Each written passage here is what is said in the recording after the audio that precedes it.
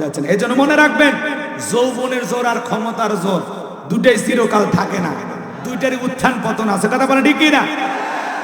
জালেমদের শেষ পরিণতি হলো পরাজয়, আর মাজলুমদের শেষ পরিণতি হলো বিজয়। শেষ বিজয়ের হাসি আমরাই হাসবো। কথা বলে ঠিক কিনা?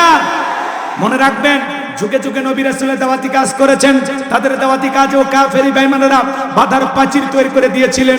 এরপরে আল্লাহর পয়গম্বররা শতবাধার প্রাচীরকে ভেঙে আল্লাহর জমিনে আল্লাহর পথে মানুষকে দাওয়াত দিয়েছেন। কথা বলে ঠিক কিনা? আপনার আমার প্রিয় নবী কালেমার দাওয়াত দিকে, কোরআনের প্রচার করতে গিয়ে মার খেয়েছেন, রক্ত জড়িয়েছেন, দান মোবারক শহীদ হয়ে গেছেন। সাহাবায়ে কিরাম দ্বীনকে প্রতিষ্ঠিত করতে গিয়ে মার খেয়েছেন, রক্ত জড়িয়েছেন, জীবন দিয়েছেন। ও বাংলার মুসলমান, 1971 সালে এদেশের মাটির জন্য, এদেশের স্বাধীনতার জন্য আপনার আমার পূর্বপুরুষেরা যদি জীবন দিতে পারেন, রক্ত দিতে পারেন, 2024 সালে স্বৈরাচার জালেমকে বিদায় করে দেওয়ার জন্য 2000-এর বেশি মানুষ যদি রক্ত দিতে পারেন, জীবন দিতে পারেন, যদি কখনো টাকা আসে আল্লাহর এই জমিনে আল্লাহর দ্বীনকে প্রতিষ্ঠিত করার জন্য, প্রয়োজনে বিবির কাছ থেকে বিদায় নেন, সন্তানদের কাছ থেকে বিদায় নেন, মাথায় কাফনের কাফড় বেঁধে আল্লাহর এই জমিনে আল্লাহর দ্বীনকে প্রতিষ্ঠিত করার জন্য, কোরআনের সমাজ ব্যবস্থা কায়েম করার জন্য নবীদের মতো, সাহাবায়ে কিরামদের মতো কারা কারা বুকের তাজা রক্ত দিতে রাজি? তুই হাত তুলে আল্লাহকে দেখান, তুই হাত তুলে আল্লাহকে দেখান।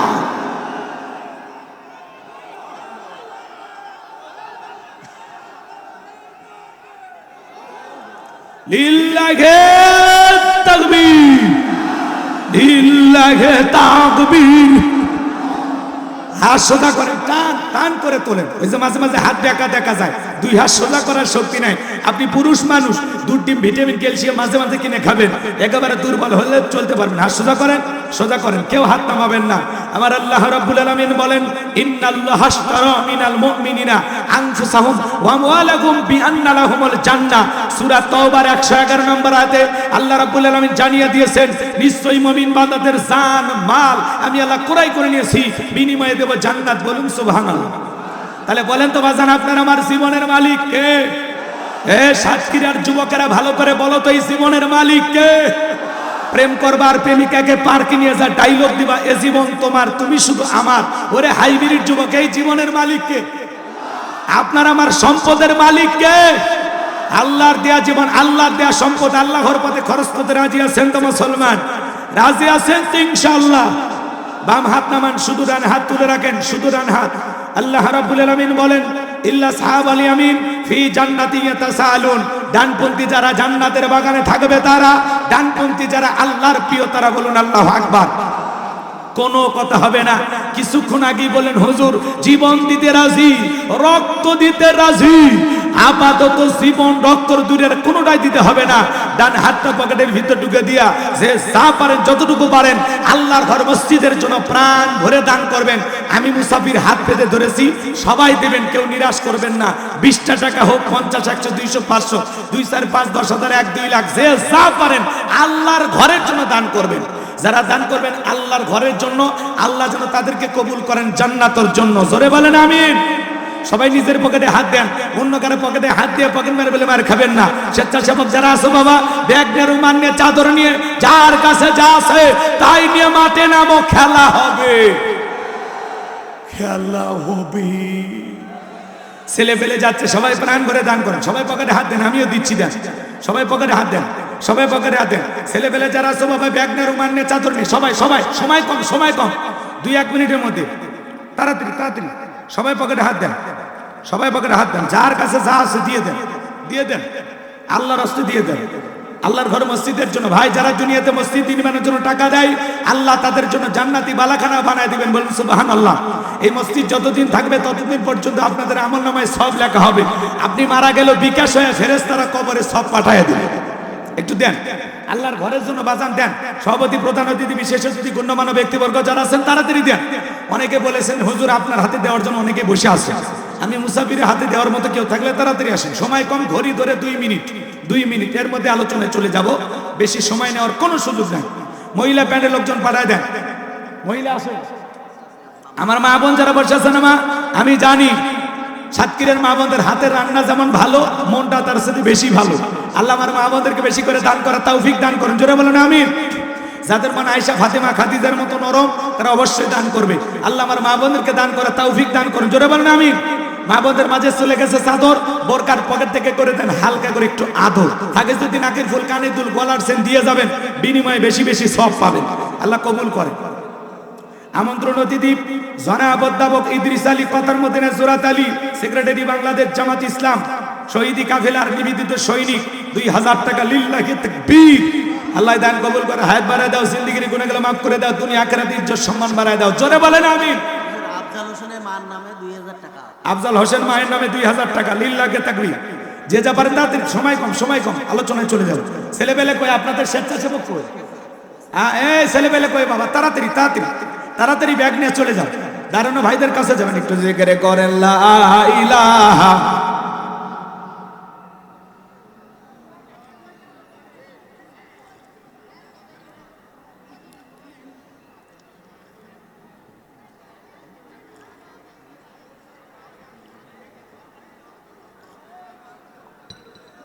ছেলেবেলে গেছে ভাই, সবাই দেন। হ্যাঁ, কি নাম? খান আতাউর রহমান লিটন, 2 বস্তা, আল্লাহ কবুল করেন, ছেলে বলেন আমিন। সবাই দিচ্ছে ভাই, প্রাণ করে দান করেন। রবিউল ভাইয়ের কাছে অনেকেই দিয়েছেন, আলহামদুলিল্লাহ। এরপরে কমিটির ভাইরা, ভাই 40 টাকা, এই টাকা নিয়ে যান, টাকা আমার কাছে রাখেন না, টাকা থাকলে ওয়াজ হবে, নিয়ে নেন। সভাপতি দিয়ে দিয়েছেন না বাজান? হ্যাঁ, কত 20,000, হিসাবে 50,000 দেওয়ার কথা। যে মানুষ, তাই না? এই মসজিদের জন্য উনি 20,000 টাকা দিছে, আর 20 বস্তা সিমেন্ট দিলে তো হয়। হ্যাঁ, এক ভাই 100 টাকা, এটা দেওয়া যাবে। যে যাতে কত কে বইয়ের নামে, ঠিক আছে, আলহামদুলিল্লাহ। জোর করবো না, আমি বাইরের মানুষ, বেশি জোর করলে আপনারা মন খারাপ করবেন, ঠিক আছে? চলেন আলোচনা চলে যাব। ছেলেবেলে গেছে, আপনারা প্রাণ ভরে দান করেন ভাই, সবাই দেন, সবাই আল্লাহর রাস্তায় একটু দান করেন। চলেন আমরা আলোচনায় চলে যাই।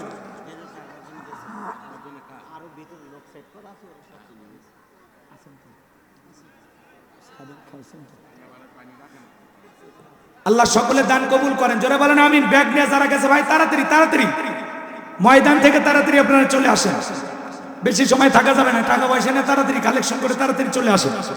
মহিলা মা বোনদের ভিতরে যারা গেছেন, যাদেরকে দায়িত্ব দেওয়া আছে, আপনারা প্রাণ ভরে কালেকশন করে নিয়ে তাড়াতাড়ি চলে আসেন।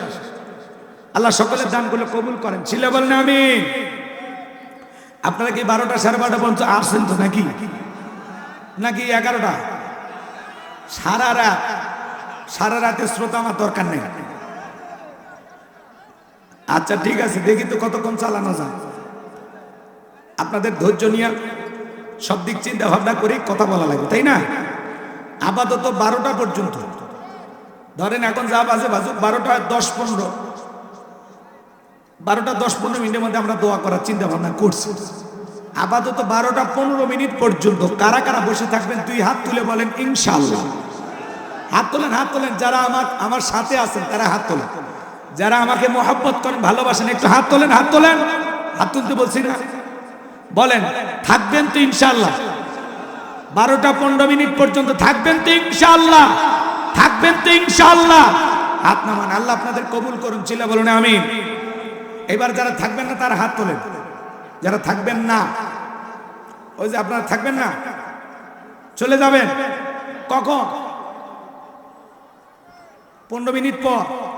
15 মিনিট কি কয় দেবো? 15 মিনিটের শ্রোতা আপনি এখনই জানতো, 1 কাপ চা খাওয়ার টাকা নিয়ে জানা কি কয় বারে মিশে যাচ্ছে মাহফিল।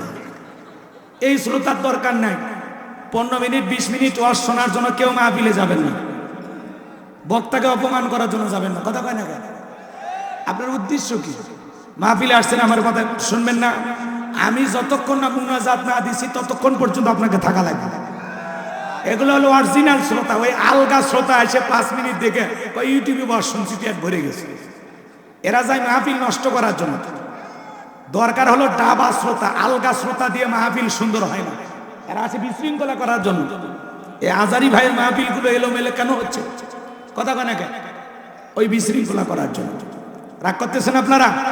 আমার ভাইয়েরা, ডাক্তার মিজানুর রহমান আজারি ভাই দেশের রত্ন, আল্লাহু আকবার বলেন। লিল্লাহি তাকবীর।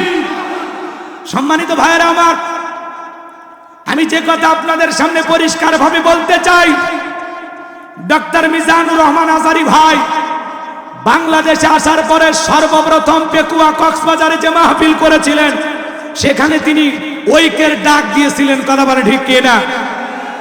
তিনি বারবার বলেছিলেন আমরা ঐক্য চাই, ঐক্যবদ্ধ হতে চাই। আলহামদুলিল্লাহ, ডক্টর মিজানুর রহমান আজারি ভাইয়ের সেই বক্তব্য কালকে বাস্তবায়ন হয়েছে। চরমনায়ের আমির আর আমিরে জামাত ডক্টর শফিকুর রহমান এক জায়গায় আল্লাহু আকবার বলেন। লিল্লাহি তাকবীর। ডক্টর মিজানুর রহমান আজারি ভাই যে ঐক্যবদ্ধ হওয়ার জন্য বলেছেন, আমাদেরকে ঐক্য করতে হবে। জামাত আর চরমনায় এক জায়গায় দেখে বাতিলদের অন্তরে কম্পন সৃষ্টি হয়েছে। কেন বলেন ঠিক কিনা? চরমনায় জামাত ঐক্যবদ্ধ, বাতিলেরা কাঁপা শুরু করে দিয়েছে। তারা বলতেছে না, সামনে মনে হয় খুবই সুবিধা পাওয়া যাবে না। কেন? আমরা কেবল ঐক্যবদ্ধ হওয়ার স্লোগান দিতেছি। আলহামদুলিল্লাহ, চরমনায় জামাত ঐক্যবদ্ধ, ইসলামিক যত দল আছে সবাই ঐক্যবদ্ধ হবে। আগামীর দিন ইসলাম আলাদের দিন, আগামীর বাংলাদেশ ইসলাম আলাদের বাংলাদেশ। কথা বলে ঠিক কিনা? এই জন্য ভাইয়ের আমার, মিলেমিশে গর্ব দেশ, এমন সুন্দর একটি পরিবেশ তৈরি হবে। ভাই মঞ্চে তো লড়ে, মঞ্চে তো লড়ে কেন? হ্যাঁ, রাগ করতেছেন আপনারা? ভয় পাচ্ছেন নাকি আপনারা? মন খারাপ করেন? তাকবীর দেন, লিল্লাহি তাকবীর। তাহলে এদিক খেয়াল করেন, জামাত চরমনায় ঐক্যবদ্ধ। আল্লাহু আকবার বলেন। তারা যে সুন্দর কাছাকাছি বসে, দুই আমির এক জায়গায়। আল্লাহু আকবার বলেন। চরমনায়ের আমির আর জামাত ইসলামের আমির ডক্টর শফিকুর রহমান দুইজন এক জায়গায়। সবাই বলতেছেন তারা ঐক্যবদ্ধ। আমরা তো বলতে চাই সকল ওলামা ইকরাম, সকল ইসলামিক দল যদি ঐক্যবদ্ধ হয়, বাতিলেরা কখনো সাহস পাবে না আমাদের বিরুদ্ধে উল্টা পাল্টা কথা বলার। কথা বলে ঠিক কিনা? এই জন্য ডক্টর মিজানুর রহমান আজারি ভাই যে ঐক্যবদ্ধ হওয়ার জন্য যে স্লোগান তুলেছেন, চরমনায় জামাত যেভাবে ঐক্যবদ্ধ হয়েছেন, আগামীতে সকল ইসলামিক দল যদি ঐক্যবদ্ধ হয়, বাংলার ভূখণ্ডে ইসলাম আলাদের বিরুদ্ধে, আলেমদের বিরুদ্ধে, টুপিওয়ালা দাড়িওয়ালাদের বিরুদ্ধে টু শব্দ করার কোন জালেমের সাহস হবে না, হবে না, হবে না। কারা কারা এই জমিনে ইসলাম চান? তুই হাত তুলে আল্লাহকে দেখা। লিল্লাহি তাকবীর। আল্লাহ এই জমিনকে কোরআন আর ইসলামের জন্য কবুল করুন। সকল ইসলামিক দলগুলোকে ঐক্যবদ্ধ হওয়ার তৌফিক দান করুন। আমাদের সব এক। কথা বলেন ঠিক কিনা? আমাদের প্রভু এক, নবীর উম্মত। রাগ করতেছেন? আমরা সব দিক দিয়ে ঐক্যবদ্ধ হতে চাই। কি রাজি আছেন? রাজি আছেন তো ইনশাআল্লাহ? আল্লাহ কবুল করুন। জোরে বলুন আমিন। সম্মানিত ভাইরা আমার, আমি কথা বলবো পবিত্র কোরআনুল কারীমের ৬৭ নম্বর সূরা। সূরার নাম মুলক। বলেন কি নাম? মুলক। মুলক মানে কি? সার্বভৌমত্ব, কর্তৃত্ব, রাজত্ব, পাওয়ার ক্ষমতা। আল্লাহু আকবার বলেন। দুইটি আয়াতে কারিমা তিলাওয়াত করেছি। এক নাম্বার আয়াতের আলোচনা গরম। যে ঠান্ডা পড়ছে, একটু গরম ওয়াজ না করলে হবে? কি ভাই কথা বলেন? কথা বলা যাবে না, এক সুন্নাহ। সবাই বসেন তো, বসেন বসেন। চেয়ার আছে, বসে পড়েন। কোনো টু শব্দ হবে না। কথা বলেন। আমি বলবো, আপনারা খালি শুনবেন। রাজি আছেন তো ইনশাআল্লাহ? এক নাম্বার আয়াতের আলোচনা গরম, দুই নাম্বার আয়াতের আলোচনা নরম। বেশি গরম করে ছাড়ে দিলে অঘটন ঘটতে পারে, এজন্য ঠান্ডা করার ব্যবস্থাও আছে। সূরার নাম মুলক। বলেন কি না? মুলক। মুলক মানে কি? সার্বভৌমত্ব, কর্তৃত্ব, রাজত্ব, পাওয়ার ক্ষমতা কার হাতে? মোট আয়াত আছে 30টি, রুকু আছে 2টি। বিশ্বনবীর মক্কার জিন্দেগিতে আল্লাহ তাআলা এই সূরাটি নাজিল করেছেন। চিৎকার মেরে বলুন আল্লাহু আকবার। সম্মানিত ভাইয়েরা আমার, ভূমিকা না দিয়ে আমি ডাইরেক্ট আলোচনা শুরু করে দিলাম। যারা আমার সঙ্গে তেলাওয়াত করতে চান, জবান ছেড়ে একটু মহব্বতে আমার সাথে পড়ুন। আউযু বিল্লাহি মিনাশ শাইতানির রাজিম। বিসমিল্লাহির রহমানির রহিম। মুরতাদ শয়তানের কাছ থেকে, অভিশপ্ত ইবলিসের কাছ থেকে আল্লাহ পাকের কাছে আশ্রয় প্রার্থনা চাচ্ছি। পরম কোন ওয়াসিম দয়ালু আল্লাহ তাআলা নামে শুরু করছি। সূরার নাম মুলুক, মনে থাকবে তো ইনশাআল্লাহ। আল্লাহর কোন বান্দা যদি নিয়মিত সূরা মুলুক তিলাওয়াত করে আল্লাহ তাআলা তার কবরে সওজবকে সহজ করে দিবেন, বলেন সুবহানাল্লাহ। আল্লাহর কোন বান্দা যদি নিয়মিত সূরা মুলুক তিলাওয়াত করে কঠিন কিয়ামতের ময়দানে এই সূরাটি তিলাওয়াতকারী ব্যক্তির পক্ষ নিয়ে আল্লাহ তাআলার কাছে সুপারিশ করবেন, বলেন সুবহানাল্লাহ। তাহলে সূরা মুলুকের সাথে আমাদের সম্পর্ক রাখার দরকার আছে না নাই? কোরআনের সাথে যদি সম্পর্ক রাখতে পারি আমাদের কপাল ভালো না খারাপ? তাহলে কোরআনের সাথে সম্পর্ক রাখবো তো ইনশাআল্লাহ। এই যে ভাইয়ে ভাইয়ে আগে বললাম না কি কিসের প্রসাব লাগবে 1 ঘন্টা? পরিবেশ নষ্ট করবেন না, বারবার বলতেছে ওঠা বসা করলে কিন্তু মন মানসিকতা ঠিক থাকে না। 30 সেকেন্ড সময় দিলাম, যারা চলে যাবেন দয়া করে চলে যান। 12টা 15 মিনিটের আগে মাথা উঁচু করা যাবে না। কেউ যদি উঁচু করতে চায় টান দিয়ে বসায় দিবেন, আস্তে কোমর যেন না ভাঙে। জি রেডি থাকে, একটু কষ্ট করে ঘন্টাখানিক সময় আমারে দেন। খারাপ লাগবে বাজান, খারাপ লাগবে? কোরআনের কথাগুলো শুনলে লাভ না লস? লাভটাকে আমার আল্লাহ জানায় দিলেন, ওয়া ইযা কুরিয়াল কুরআনু ফাসতামিউ লাহু ওয়া আনসিতু লাআল্লাকুম তুরহামুন। সূরা আরাফ আয়াত নাম্বার 204। আমার আল্লাহ রাব্বুল আলামিন জানিয়ে দিলেন, তোমাদের সামনে যখন কোরআন পাঠ করা হয়, কোরআনের আলোচনা করা হয়, চুপ করে কান লাগে মনোযোগ সহকারে কোরআনের কথাগুলো শ্রবণ করো। যারা চুপচাপ কোরআনুল কারীমের কথাগুলো শ্রবণ করবে আমার আল্লাহ রাব্বুল আলামিন আসমান থেকে তাদের উপরে আল্লাহর রহমত বৃষ্টির মতো নাজিল করবেন, বলুন সুবহানাল্লাহ। ওয়াযাক্কির ফাইন্না যিকরা তানফাউল মুমিনিন। সূরা জারিয়ার 55 নম্বর আয়াত। আল্লাহ ডেকে বলেন, যারা আমার মুমিন বান্দা তাদের সামনে যখন কোরআন দিয়ে ওয়াজ করা হয়, কোরআন থেকে উপদেশ দেওয়া হয়, এই কথাগুলো শোনার পরে আমার মুমিন বান্দাদের উপকারে আসবে, বলুন সুবহানাল্লাহ। হাদিস শরীফের ভিতরে আসছে বাজান, আপনি যদি 1 ঘন্টা কোরআন শোনার জন্য সময় ব্যয় করতে পারেন, এই কথাগুলো শোনার পরে আমল করেন আর না করেন, আল্লাহর কোরআন শোনার জন্য যদি 1 ঘন্টা সময় ব্যয় করতে পারেন, 500 রাকাত নফল নামাজ পড়লে যে সব হয় সেই সমপরিমাণ সব আল্লাহ তাআলা আপনার আমল নামায় লিখে দিবেন, বলুন সুবহানাল্লাহ। কবুল হওয়া 500 রাকাত নামাজের সব আল্লাহ আমল নামায় লিখে দিবেন। এজন্য 12টা 15 মিনিট পর্যন্ত ওয়াদা দিয়েছেন, ওয়াদা ভঙ্গ করা মুনাফিকের লক্ষণ। আমার বিশ্বাস সাতক্ষীরের মাটিতে কোনো মুনাফিকের জায়গা নেই। সাতক্ষীরের মাটি ইসলামী আন্দোলনের ঘাঁটি, কথা বলে ঠিক কিনা? রক্ত ভেজা রাজপথ, সাতক্ষীরার রাজপথ, কথা বলে ঠিক কিনা? এই জমিনে অসংখ্য শহীদের রক্ত লেগে আছে।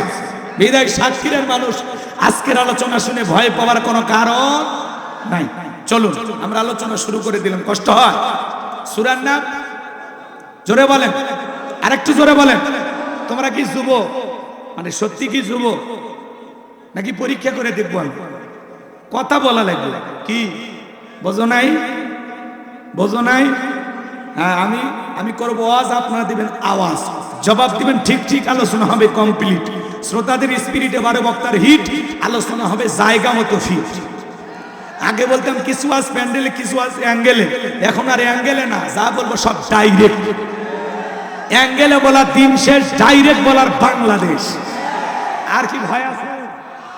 আগেই ভয় করিনি, কত অ্যাঙ্গেলে ম্যাচ দিছে, ওরা বুঝে ফেলে দিছে। এখন আবার কিছু লোক বুঝে ফেলে দেয় যে হুজুর মনে অ্যাঙ্গেলে আমাদেরকে ঝাড়তেছে। তো ওই গ্রুপের সাথে তোমাদের যদি মিলিয়ে যায়, এখনো তওবা করে ভালো হয়ে যায়। এ কথা কয় না কেন? সূরার নাম মনে থাকবে তো ইনশাআল্লাহ। সম্মানিত ভাইয়েরা আমার আল্লাহ রাব্বুল আলামিন বলেন, তাবারাকাল্লাযী বিয়াদিহিল মুলকু ওয়া হুয়া আলা কুল্লি শাইইন কাদির। মহামান্বিত সেই সত্তা যার হাতে সর্বময় কর্তৃত্ব, রাজত্ব পাওয়ার ক্ষমতা। তিনি হলেন সব বিষয়ের উপরে ক্ষমতাবান, সকল কিছুর উপরে একমাত্র ক্ষমতাবান, সর্বশক্তিবান। তিনি কে? আল্লাহ রাব্বুল আলামিন বলেন, তাবারাকাল্লাযী বিয়াদিহিল মুলক ওয়া হুয়া আলা কুল্লি শাইইন قدير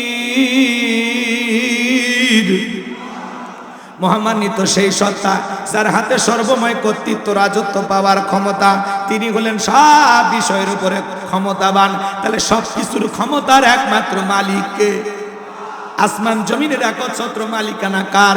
লিল্লাহি মা ফিস সামাওয়াতি ওয়া মা ফিল আরদ। আকাশ আর জমিনের একচ্ছত্র মালিকানা কার? নাকি ডোনাল্ড ট্রাম্পের ভাগ আছে? নরেন্দ্র মোদী, পুতিনের? ডোনাল্ড ট্রাম্প গতকালকে শপথ গ্রহণ করছে, আপনারা দেখছেন না? শপথ গ্রহণ করার পরে বেচারা নাচা শুরু করে দিয়েছে। এ তো আগে থেকেই তো একটু মাথায় কথা হয় না। তো ডোনাল্ড ট্রাম্প শপথ গ্রহণ করেছেন 47তম প্রেসিডেন্ট হিসেবে। আমেরিকা 78 বছর বয়সে আমেরিকার প্রেসিডেন্ট হলেন ডোনাল্ড ট্রাম্প। এত বয়সে কেউ ওই দেশের প্রেসিডেন্ট হয়নি। ডোনাল্ড ট্রাম্প শপথ গ্রহণ করার সাথে সাথে জনসম্মুখে বউকে জড়াইয়া কিস করছে। কি করছে? বউকে কিস করছে। এরপরে বউ ধরে নাচা শুরু করছে, নাচানাচি জনগণের সামনে। তা এদিক খেয়াল করেন, পৃথিবীর সবচাইতে বড় নেতা যদি জনসম্মুখে বউকে কিস করে আর পাবলিকের সামনে নাচানাচি শুরু করে, তাহলে পুরো বিশ্বের অবস্থাটা কি এখন বুঝে নেই? কথা কয় না? এরা হলো বিশ্ব নেতা। এই বিশ্ব নেতাদের চরিত্র যদি এই হয়, তাহলে ছোটখাটো নেতার চরিত্র কি বুঝে নেই? কথা কয় না? বিশ্ব নেতা হতে পারে, কিন্তু এরা বিশ্ব বেহায়া। এদের ভিতরে আল্লাহর ভয় নাই, কারণ এরা তো মুসলমান না, এরা কি খ্রিস্টান। কথা বলেন। বউকে মানুষ পার্সোনাল ভাবে ঘরে আদর করে, জনসম্মুখে বউকে কেউ কিস করে।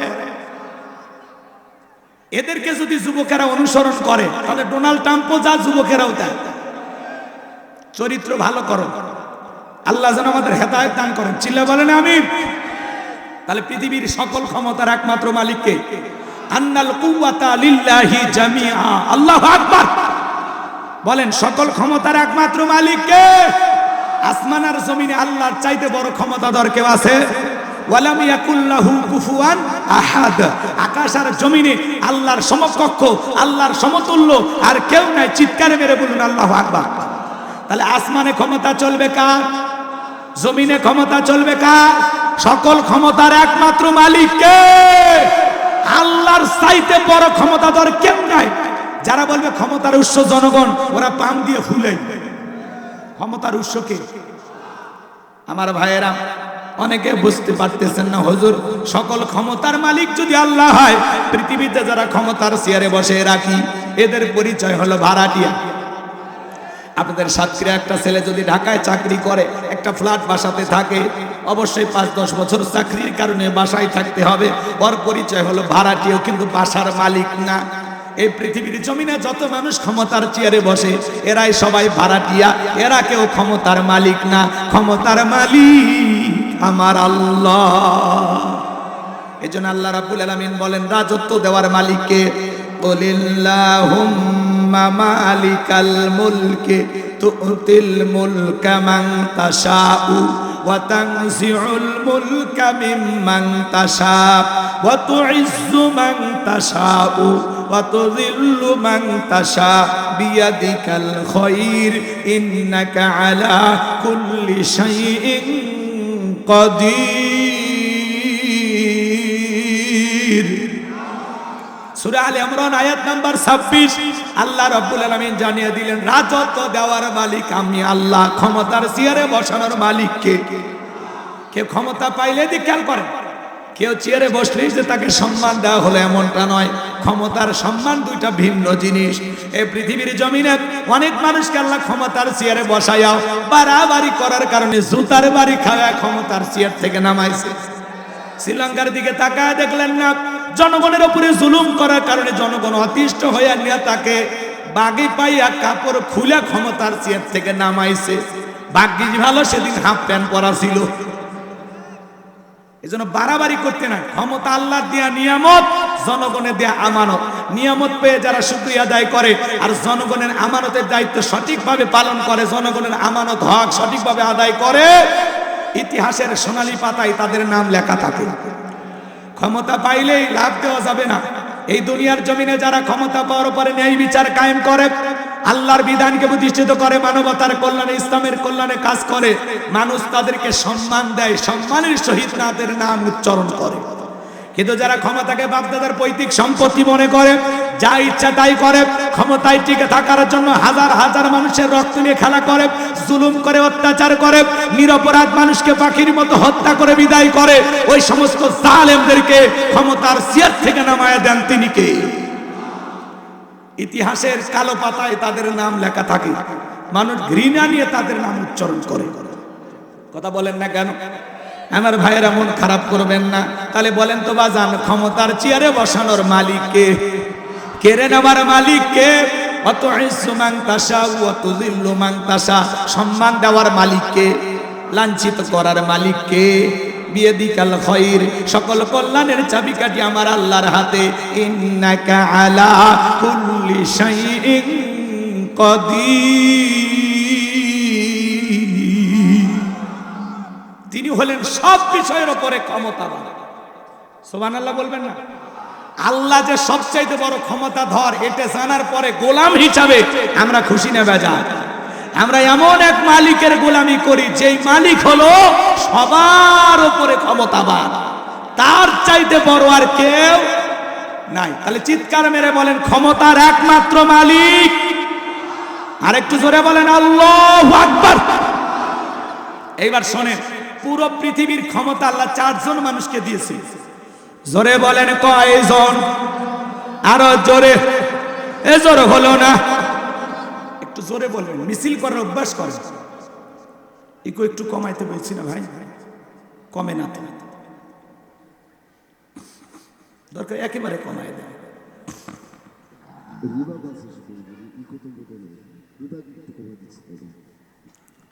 রাগ করেন নাকি আপনারা? সম্মানিত ভাইয়েরা আমার, গভীর মনোযোগ দিয়ে শুনবেন। পুরো পৃথিবীর ক্ষমতা আল্লাহ 4 জন মানুষকে দিয়েছিলেন। আরে ভাই, পুরো পৃথিবীর ক্ষমতা তো দূরের কথা, ছোটখাটো বাতি নেতার গরম এলাকায় থাকা যায় না।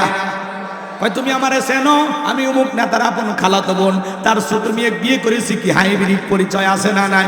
আমরা বলবো ভাই বেশি বাড়াবাড়ি করবেন না, অনেক মানুষকে আল্লাহ কিন্তু সাইজ করছে। বেশি লাফালাফি করবেন না। 3 বার যদি বমি হয় আর পিছনের দরজা একবার যদি আল্লাহ ঢিল করে দেয়, দাঁড়ায় থাকতে পারবেন না, সাতক্ষীরা মেডিকেল কলেজ হাসপাতালে ভর্তি হওয়া লাগবে। দুপুরবেলা স্ত্রী দেখতে গেছে সেলিমের বাপ, তোমার শরীরের কি অবস্থা? কয় মা তুমি দোয়া করো। দুপুরবেলা স্ত্রী আসার পরে বিকেল বেলা ছেলে দেখতে গেছে, আব্বা তোমার শরীরের অবস্থা কি? কয় ভাই আপনি আমার জন্য দোয়া করেন। কথা কয় না, আছে না নাই? আল্লাহ যদি পাতলা পায়খানার বমি দেয়, বউ বাচ্চা চেনার টাইম দেবে না, বিদায় বেশি বাড়াবাড়ি করা ভালো না। গভীর মনোযোগ দিয়ে শোনেন, বিশ্ব নবীর জামান একটা পাতি নেতা ছিল, এর নাম ছিল মহাবীর আমর। এ ছিল গোত্রীয় লিডার, ছোটখাটো দলপতি। বিশ্ব নবী যখন হিজরত করে মদিনায় চলে গেছেন, নবী আমার মদিনায় গিয়ে কালেমার দাওয়াত দেয়, ইসলামের প্রচার করে। মক্কার কাফিরদেরকে নিয়ে বিশ্ব নবীর কোনো মাথা ব্যথা নাই, কিন্তু মক্কার কাফিরদের ঘুম হারাম। না জানি ভাতিজা মুহাম্মদ মদিনায় যায় কি করতেছে, এই টেনশনে এরা ঘুমাইতে পারে না। এদের মধ্যে একজন অন্যতম ছিল, নাম হলো মহাবীর আমর। প্রতিমার সামনে দাঁড়ায়া, লাথুজ্জা দেবদেবী সরস্বতী রাধা কৃষ্ণ ভগবতী, এগুলো প্রতিমার সামনে দাঁড়ায়া বলতেছে, যতক্ষণ আব্দুল্লাহর বেটা মুহাম্মদ সাল্লাল্লাহু আলাইহি সাল্লামের দেহ থেকে কাল্লা না ফেলাইতে পারবো, ততক্ষণ পর্যন্ত আমি এক ফোঁটা পানিও পান করব না। জোরে কন্যা নাউজুবিল্লাহ। আমার নবী কর পাকা দানে মই দিয়েছে, কথা কর, ওর বাড়িতে চুরি ছিনতাই করতে গেছে। আপনার আমার নবীর কি কোনো অপরাধ আছে? নবী আমার কালেমার দাওয়াত দেয়, ইসলামের প্রচার করে, তারা গভীর ষড়যন্ত্র করলো। কথা বলেন ঠিক কি না? নবীর মাথা নেওয়ার ঘোষণা করে যখন মক্কার মহাবীর আমর মদিনার পথে রওনা করলেন, আল্লাহ তাআলা এই সংবাদ বিশ্ব নবীর কানে পৌঁছায় দিলেন, নবী গো, মক্কার মহাবীর আমর আপনার মাথা নেওয়ার ঘোষণা করে রওনা করেছে। নবী আমার টেনশনে পড়ে গেলেন, কি করা যায়। আমার ভাইয়েরা, নবী আমার দুশ্চিন্তায় পড়ে গেলেন।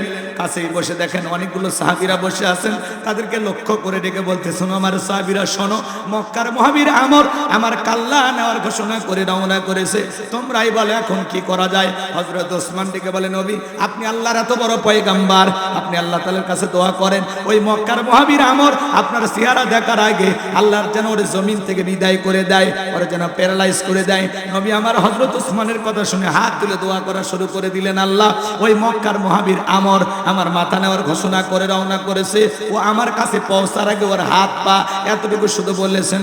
আল্লাহ ডেকে বলে, জিবরাইল আর করিস না দেরি, আমার বন্ধুকে জানায় দাও তাড়াতাড়ি, আমি আল্লাহ তাআলা শুধুমাত্র দুই হাত দোয়া করার জন্য দেই নাই, মাঝে মাঝে জালেম আর বেঈমানদেরকে সাইজ করার জন্য ওই দুই হাতে লাঠি তুলে নেওয়া লাগবে।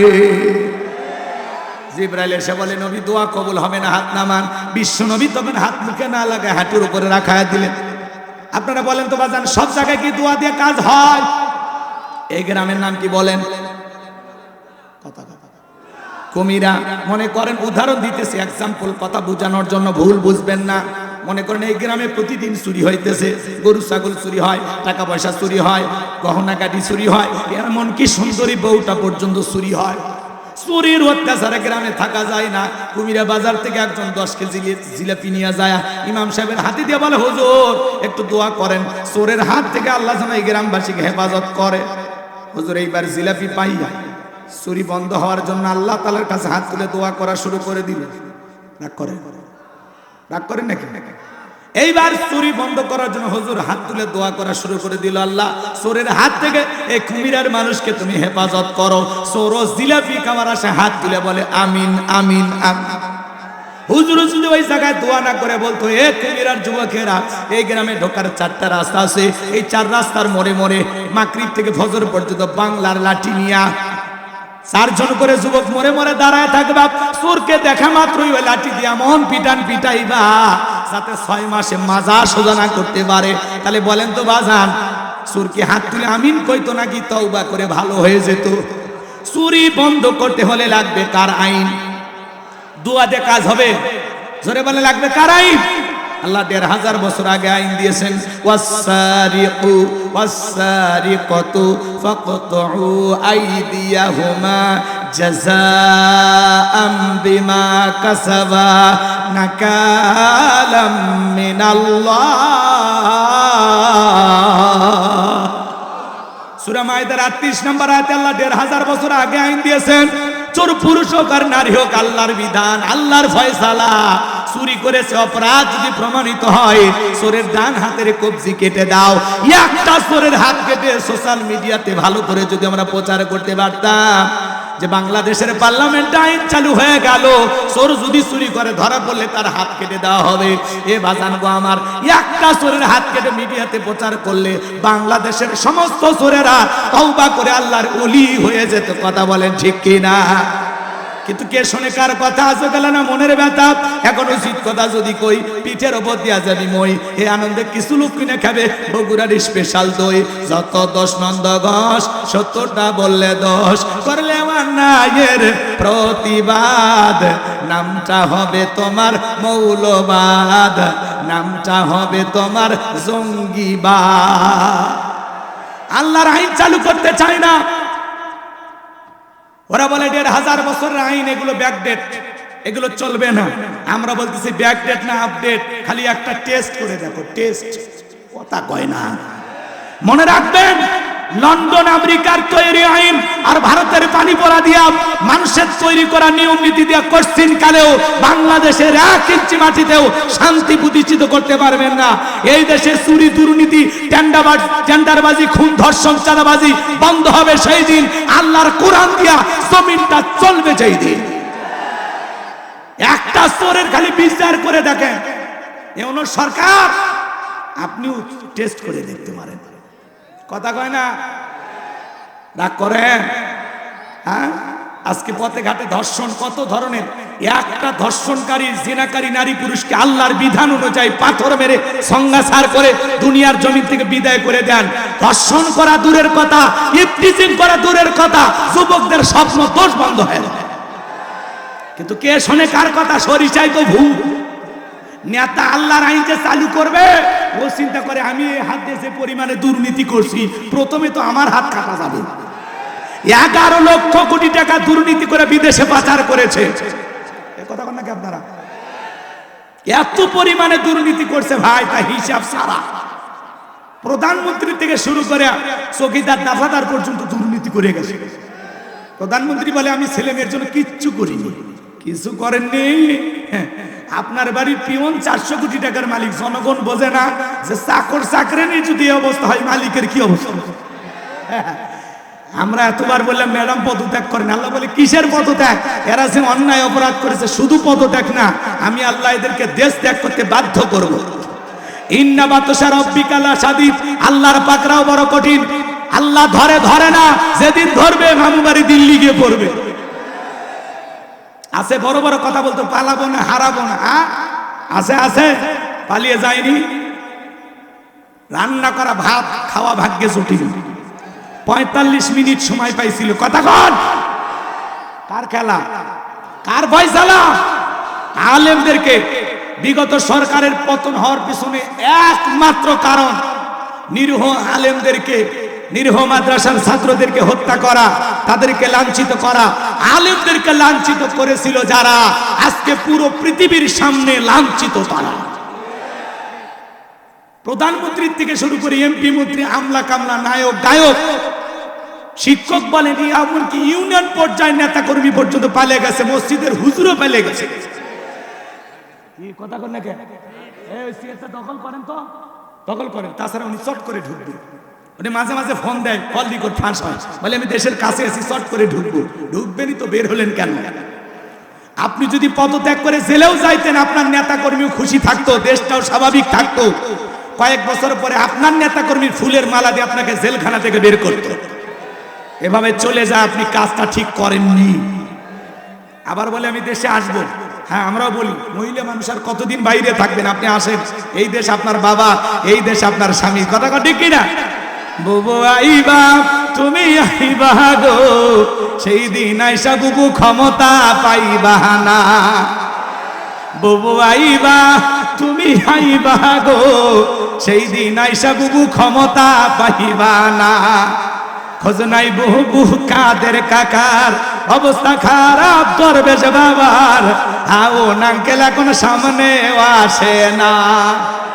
খোঁজ নাই বুবু কাদের কাকার, অবস্থা খারাপ দরবেশ বাবার, আও নাঙ্কেল এখন সামনে আসে না। নেতা কর্মী সব জেলের ভিতর, আমি আসি ডরের ওপর, কখন জানি আসে গ্রেপ্তারি পরোয়ানা। বুবু আইবা, তুমি আইবা গো, সেই দিন আইসা বুবু চিয়ার পাইবা না। ক্ষমতার চেয়ার থেকে নামা সহজ, কিন্তু ওই চেয়ারে ওটা কঠিন। আর আমরা আগামীতে সিদ্ধান্ত নেব, আর যাই হোক কোন নারীকে এই দেশের প্রধানমন্ত্রী বানাবো না। আগামীতে এই দেশের পুরুষ প্রধানমন্ত্রী কারা কারা আছেন, হাত তুলে দেখান। লিল্লাহে তাকবীর, হাত নামান। নারীদের দেখার দিন শেষ, আগামীতে পুরুষের বাংলাদেশ। মেয়ে মানুষের রাগ বেশি, জেদ বেশি, অভিমান বেশি, জানেন না? স্বামীর সাথে ঝগড়া লেগে দেখেন না কিভাবে হাড়ি বাতিল ভেঙে ফেলে দেয়, স্বামী তুলে আসার মারে। এই জন্য মেয়ে মানুষ একবার শান্তির জায়গা পেলে জীবন চলে যাবে, জায়গা ছাড়বি না। 16 বছর লাগছে ছাড়তে। আমরা 16 বছরে কথা বলতে পারিনি, ঘর জামাইয়ের মতো ছিলাম। এই জন্য ভাই, যেই দলেরই হোক একটা পুরুষ চাই গো। কথা কন। এই যে বাংলাদেশে বিপদে পড়েছিল মানুষ, যেরকম বিপদে পড়লে দোয়া ইউনুস পড়ে, লা ইলাহা ইল্লা আনতা সুবহানাকা ইন্নী কুনতু মিনাজ জালিমিন। বাংলাদেশ বিপদে পড়েছিল, ইউনুস সাহেব এসে হাল ধরছে। আমরা বলতেছি আগামীতে এরকম একটা পুরুষ দরকার। ঠিক আছে না? হ্যাঁ, চলেন, বুঝে শুনে কাজ করা লাগবে বাজান। সামনের দিকে যাই, মনের মধ্যে অনেক দুঃখ জমা আছে। এই জন্য বাজান, চুরি দুর্নীতি করে লুটা পুটে খায়া দেশের 12টা বেজে দিয়েছে ওরা। 93 বিলিয়ন ডলার ঋণের বোঝা বাংলাদেশের মানুষের ঘাড়ে চাপায় দিয়ে ওরা পালিয়ে গেছে। কি কথা ভেজাল আছে? আমার কথা শুনে কি আপনারা রাগ করেন? আমার ভাইলা, তাহলে চুরি বন্ধ করতে হলে লাগবে কার আইন? আরো জোরে বলেন। আল্লাহর আইন একবার চালু করে দেন। দেন না ভাই, দেখেন চুরি বন্ধ হবে না মানে? আজকে চোর সিসি ক্যামেরা লাগানো আছে, তারপরে চুরি করে পারলে তখন ও সিসি ক্যামেরা ভিডিও হচ্ছে, ওই সিসি ক্যামেরাও চুরি করে নিয়ে চুরি বন্ধ হচ্ছে না। মসজিদের জুতার থেকে শুরু করে সব চুরি হয়। কি চুরি হয়নি? কারণ আপনার বইয়ের 3 পিস বাইরে রাখেন তো, ওটা চুরি হয়। মসজিদের বাইরে আমারই 3 জোড়া জুতো চুরি হয়েছে আজ পর্যন্ত। চিন্তা করেন, আজ পর্যন্ত আমরা জুতে চুরি বন্ধ করতে পারি। আর রাষ্ট্রের এত বড় বড় খাদে খালি চুরি আর দুর্নীতি, চুরি আর দুর্নীতি। কিসের পুকুর চুরি, ওরা সাগর চুরি করে খায় ফেলে দিচ্ছে, জনগণ টেরি পায়নি। কথা গান। তাহলে এই জমিনে আল্লাহর আইন চালু হওয়ার দরকার আছে না নাই? আল্লাহ এই জমিনকে কোরআন আর ইসলামের জন্য কবুল করুন, ছিল বলুন আমিন। সবকিছু দেখা শেষ, আগামীতে কোরআনের বাংলাদেশ আল্লাহ যেন কবুল করেন, জোরে বলেন আমিন। সম্মানিত ভাইয়েরা আমার, নবী আমার টেনশনে পড়ে গেলেন। জিবরাইল এসে বলে, নবী দোয়া কবুল হবে না। নবী তখন হাত মুখে না লাগায় হাঁটুর উপরে রাখা দিলেন। আমরা অনেকে মুনাজাত করি, অনেকে দোয়া করে এরকম দড়ি পাকায়। আগেকার দাদারা এরকম পাটের দড়ি পাকাইতো। কথা কয় না, কথা কয় না। অনেকে দোয়া করে আর পেশার মাপে, আছে না? অনেকে চুপচাপ হাত এরকম ধরে থাকে, কেউ আবার হাতি তোলে না। হুজুর যখন মুনাজাত শেষ করে বলে আমিন, তখন বলে আমিন, হুজুর আজকের মুনাজাত সেই হয়েছে। এরকম চালাক আছে না না? আমার ভাইয়েরা, জিবরাইল এসে বলে, নবী দোয়া কবুল হবে না। সাহাবা ইকরামদের মধ্যে ঘোষণা করেন, আপনার সাহাবীদের মধ্যে এমন কেউ কি আছে যে মক্কার মুহাবির আমরের মোকাবেলা করবে? নবী আমার এই কথা শোনার পরে সাহাবা ইকরামকে ডেকে বলেন, ও আমার সাহাবীরা, তোমাদের মধ্যে এমন কেউ কি আছে যে মক্কার মুহাবির আমরের মোকাবেলা করবা? নবীর কোন সাহাবী দাঁড়ায় না, হযরত আলী দাঁড়িয়ে গেলেন। বলুন আল্লাহু আকবার। নবী তখন ডেকে বলে, আলী তুমি না বুঝে কেন দাঁড়াইছো? তুমি কি জানো এই মক্কার মুহাবির আমর এক বেলা খাবার খায় 21 কেজি, 3.5 মণ ওজনের তরবারি নিয়ে যুদ্ধ করে। এত বড় বীরের সামনে তুমি কেমনে যাবে? বসে পড়ো। হযরত আলী বসে বললেন। নবীজি দ্বিতীয়বার বললেন, আবার হযরত আলী দাঁড়িয়ে গেছেন। নবীজি তৃতীয়বার যখন বললেন, আবার হযরত আলী দাঁড়িয়ে গেছেন।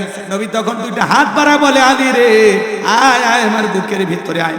এই কথা বলে বিশ্ব নবী হযরত আলীকে বুকের সঙ্গে জড়ায় নিলেন। আর দেখে বলে, আলী এত বড় বীরের সামনে যাইতে চাস, তোর জানি কি মায়া দয়া নাই? হযরত আলী বলতেছে, নবী গো, আমার ভিতরের ঈমান বলতেছে ওই আমর আপনার চেহারা দেখায় আগে ওরে আমি জমিন থেকে বিদায় করে দেব। বলুন আল্লাহু আকবার। নবী আমার ডেকে বলে, আলী রে খালি হাতে দোয়া করে লাভ হবে না। ওসমান তোমার বাড়িতে কি তরবারি আছে? হযরত ওসমান ডেকে বলে, নবী আমার বাড়িতে তরবারি আছে 27 ইঞ্চি লম্বা। নবী আমার ডেকে বলে, যাও তরবারিটা নিয়ে আসো। হযরত ওসমান রাদিয়াল্লাহু তরবারি আনে দিলেন। তরবারি নিয়ে আসার পরে হযরত আলী তরবারি পায়ে মারছে দৌড়।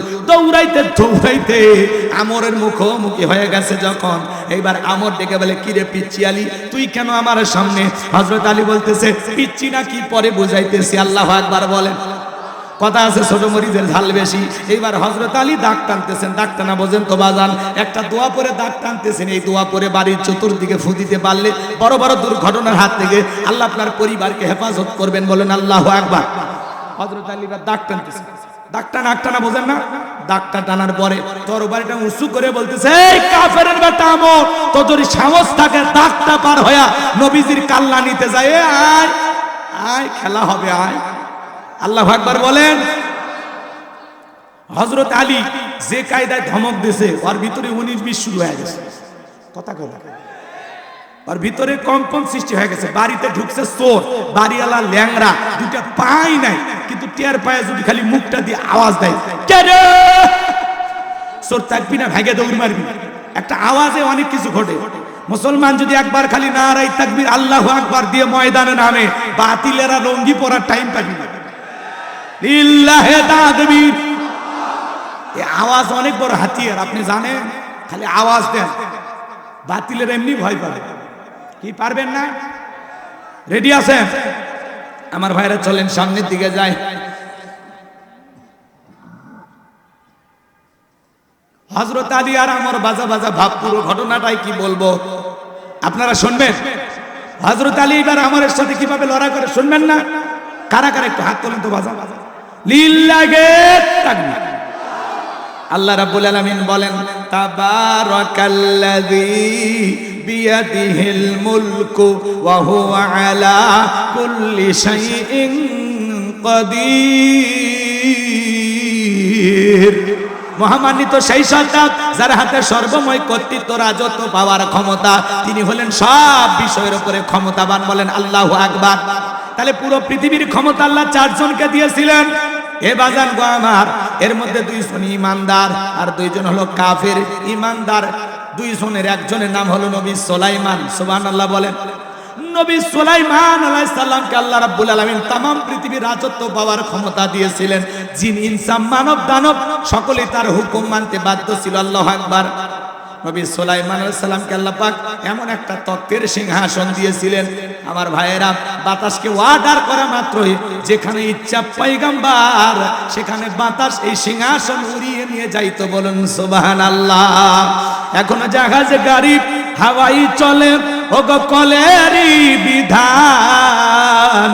একদিন বিনা কলে হাওয়ায় চলতো নবী সুলাইমান, মোরা সেই মুসলমান। আল্লাহু আকবার। নবী সুলাইমানের রাজত্বের কাহিনী বা ঘটনা যদি আমি বলতে চাই 2-3 ঘন্টা সময় লেগে যাবে। ওই দিকে আমার যাওয়ার সুযোগ নেই। আমার একটা মূল টার্গেট আছে, সেই জায়গায় আমাকে যেতে হবে। রাগ করেন?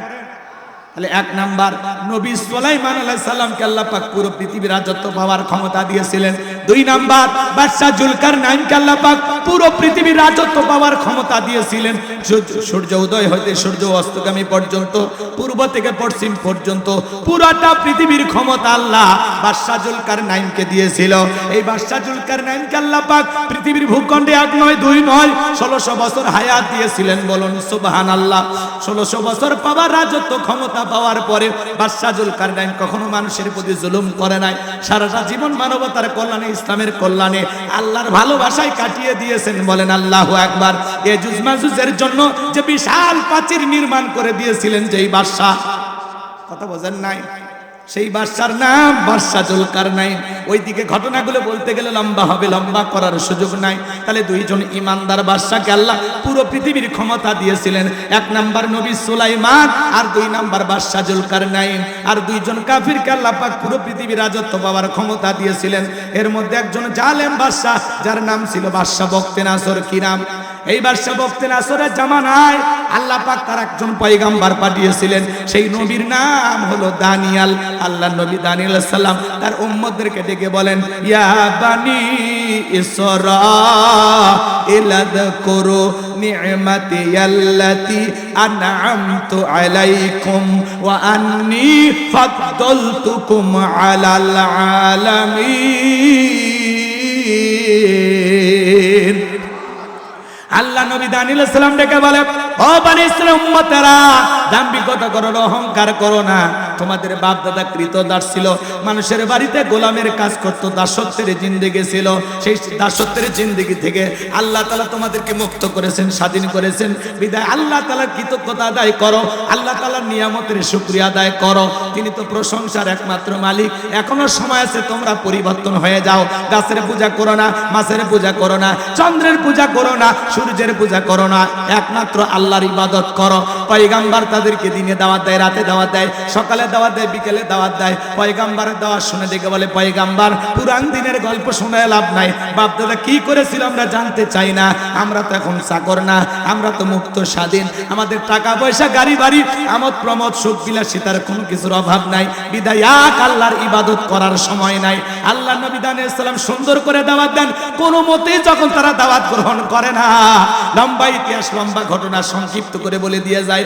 আল্লাহ নবী দানিয়াল তখন ডেকে বলে, আমার বনি ইসরাঈল উম্মতেরা শোনো, কোন জাতির মানুষ যদি দাম্ভিকতা করে, অহংকার করে, আল্লাহ তাআলা তখন ওই কওমের উপরে, জাতির উপরে 2 ধরনের আযাব আর গজব পাঠায়। 1 নাম্বার হলো আসমান জমিনের গজব দিয়ে, আযাব দিয়ে আল্লাহ ওদেরকে ধ্বংস করে দেয়। আর না হয় তাদের ভাগ্যে জালেম শাসক পাঠায়া দেয়।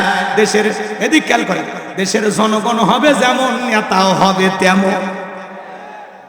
আপনি যতদিন ভালো না হতে পারবেন ততদিন ভালো নেতা আশা করে কোনো লাভ নাই। কথা কয়, আপনি 1 নাম্বার নেতা 1 নাম্বার, আপনি 2 নাম্বার নেতাও 2 নাম্বার, আপনি সিটার নেতা হবে বিশ্ব সিটার। সামনে যাই, দেখেন আজ কি হয়। কি কুয়াশায় কিছু দেখা যাচ্ছে না? ভয় পাচ্ছেন নাকি? আজকে তো অন্যরকম একটা মাঠ। এর মধ্যে অনেকে আবার ওঠা বসাও করতে পারে, দেখা যায় না।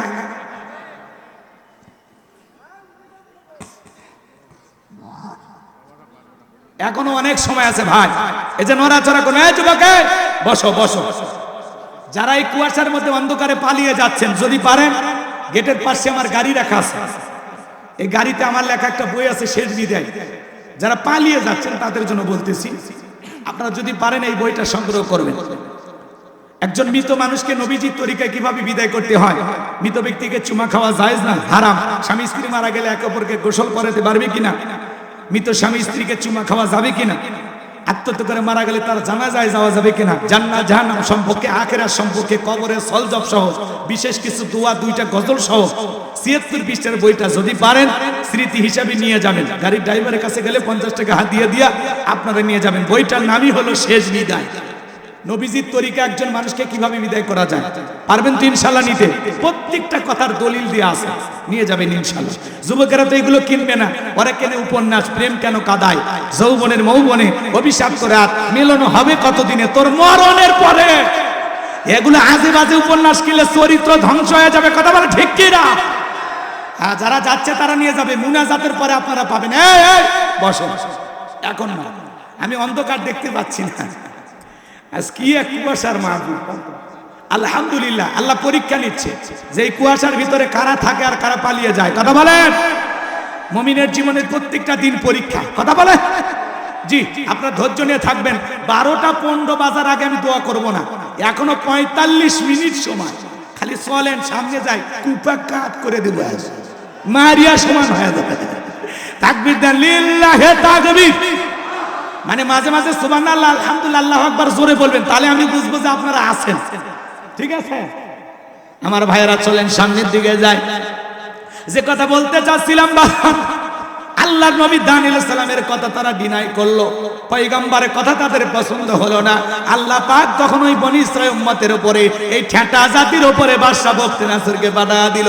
জালেম বাদশা বখতিয়ানাসর ক্ষমতার চেয়ারে বসার পরে হাজার হাজার মানুষকে গ্রেফতার করতে লাগলেন। শুধু তাই নয়, আল্লাহর নবী দানিয়েল আলাইহিস সালাম সহ তার 70,000 উম্মতকে জেলখানায় বন্দী করলেন। আল্লাহর নবী দানিয়েল জেলখানায়, কোন জায়গায়? এটা জোরে বলেন না। নবী যদি জেলখানায় যায়, আজকে যারা নায়েবে রাসূলের ভূমিকা পালন করবে, মাঝে মাঝে তাদেরকেও জেলখানায় যাওয়া লাগবে। পৃথিবীর সেরা নবী, সেরা পয়গম্বর, আখিরি নবী, আপনার আমার প্রিয় নবী, কলিজার টুকরা নবী, বিশ্ব নবী মুহাম্মদ রাসূলুল্লাহ সাল্লাল্লাহু আলাইহি সাল্লামকে যদি শিয়াবে আবু তালেবের ভিতরে জালেমেরা 3 বছর বন্দী করে রাখে, গাছের লতা পাতা খেয়ে জীবন ধারণ করেছিলেন, এই সেরা মানুষটা যদি জেলখানায় যায়, আজকে যারা কোরআন সুন্নাহর হক কথা বলবে, সঠিক দাওয়াত দেবে, মাঝে মাঝে জালেমেরা জুলুম করে তাদেরকেও জেলখানায় বন্দী করবে। কোরআনের বাকি আল্লামা সাঈদী হুজুর মিষ্টি কথা বলতো, কি সুন্দর দাওয়াত দিত। ময়না পাখির আওয়াজ শুনে লক্ষ লক্ষ মানুষ যাইত। ওরা বুঝতে পেরেছে তাদের মিষ্টি কথা শুনে মানুষ যদি একবার পরিবর্তন হয়ে যায়, আমাদের বোতল খাওয়া হবে না, দুর্নীতি করা হবে না। এই জন্য ইসলাম প্রতিষ্ঠিত হলে আমাদের ক্ষমতার চেয়ারে বসার স্বপ্ন টিকে থাকবে না। এই জন্য পরিকল্পিতভাবে ময়না পাখিকে খাঁচায় বন্দি করে রেখেছিল, আর ভারতের ইশারায় আল্লামা সাঈদীকে বিদায় করে দিয়েছে। আল্লামা সাঈদী কেমন মানুষ ছিলেন, 50টা বছর দাওয়াত দিয়েছেন।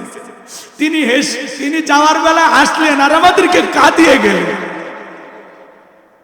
আল্লামা সাঈদী হুজুর আমিরে জামাত তার স্মৃতিচারণ করতে গিয়ে তিনি বলেছেন যে আল্লামা সাঈদী হুজুরের সাথে বারবার যখন দেখা হইতো আমাকে বুকে জড়ায় ধরতেন আর বলতেন, ডক্টর শফিকুর রহমান ভাই, আমার জীবনের 2টা আশা, আমি যদি জীবনে কোনোদিন জেলখানা থেকে আল্লাহ মুক্ত করে, আমি যেন আরেকটা বার আমার বাংলাদেশের মুসলমান ভাইদের সামনে কোরআনের একটি আয়াতের তাফসীর করে শোনাইতে পারি।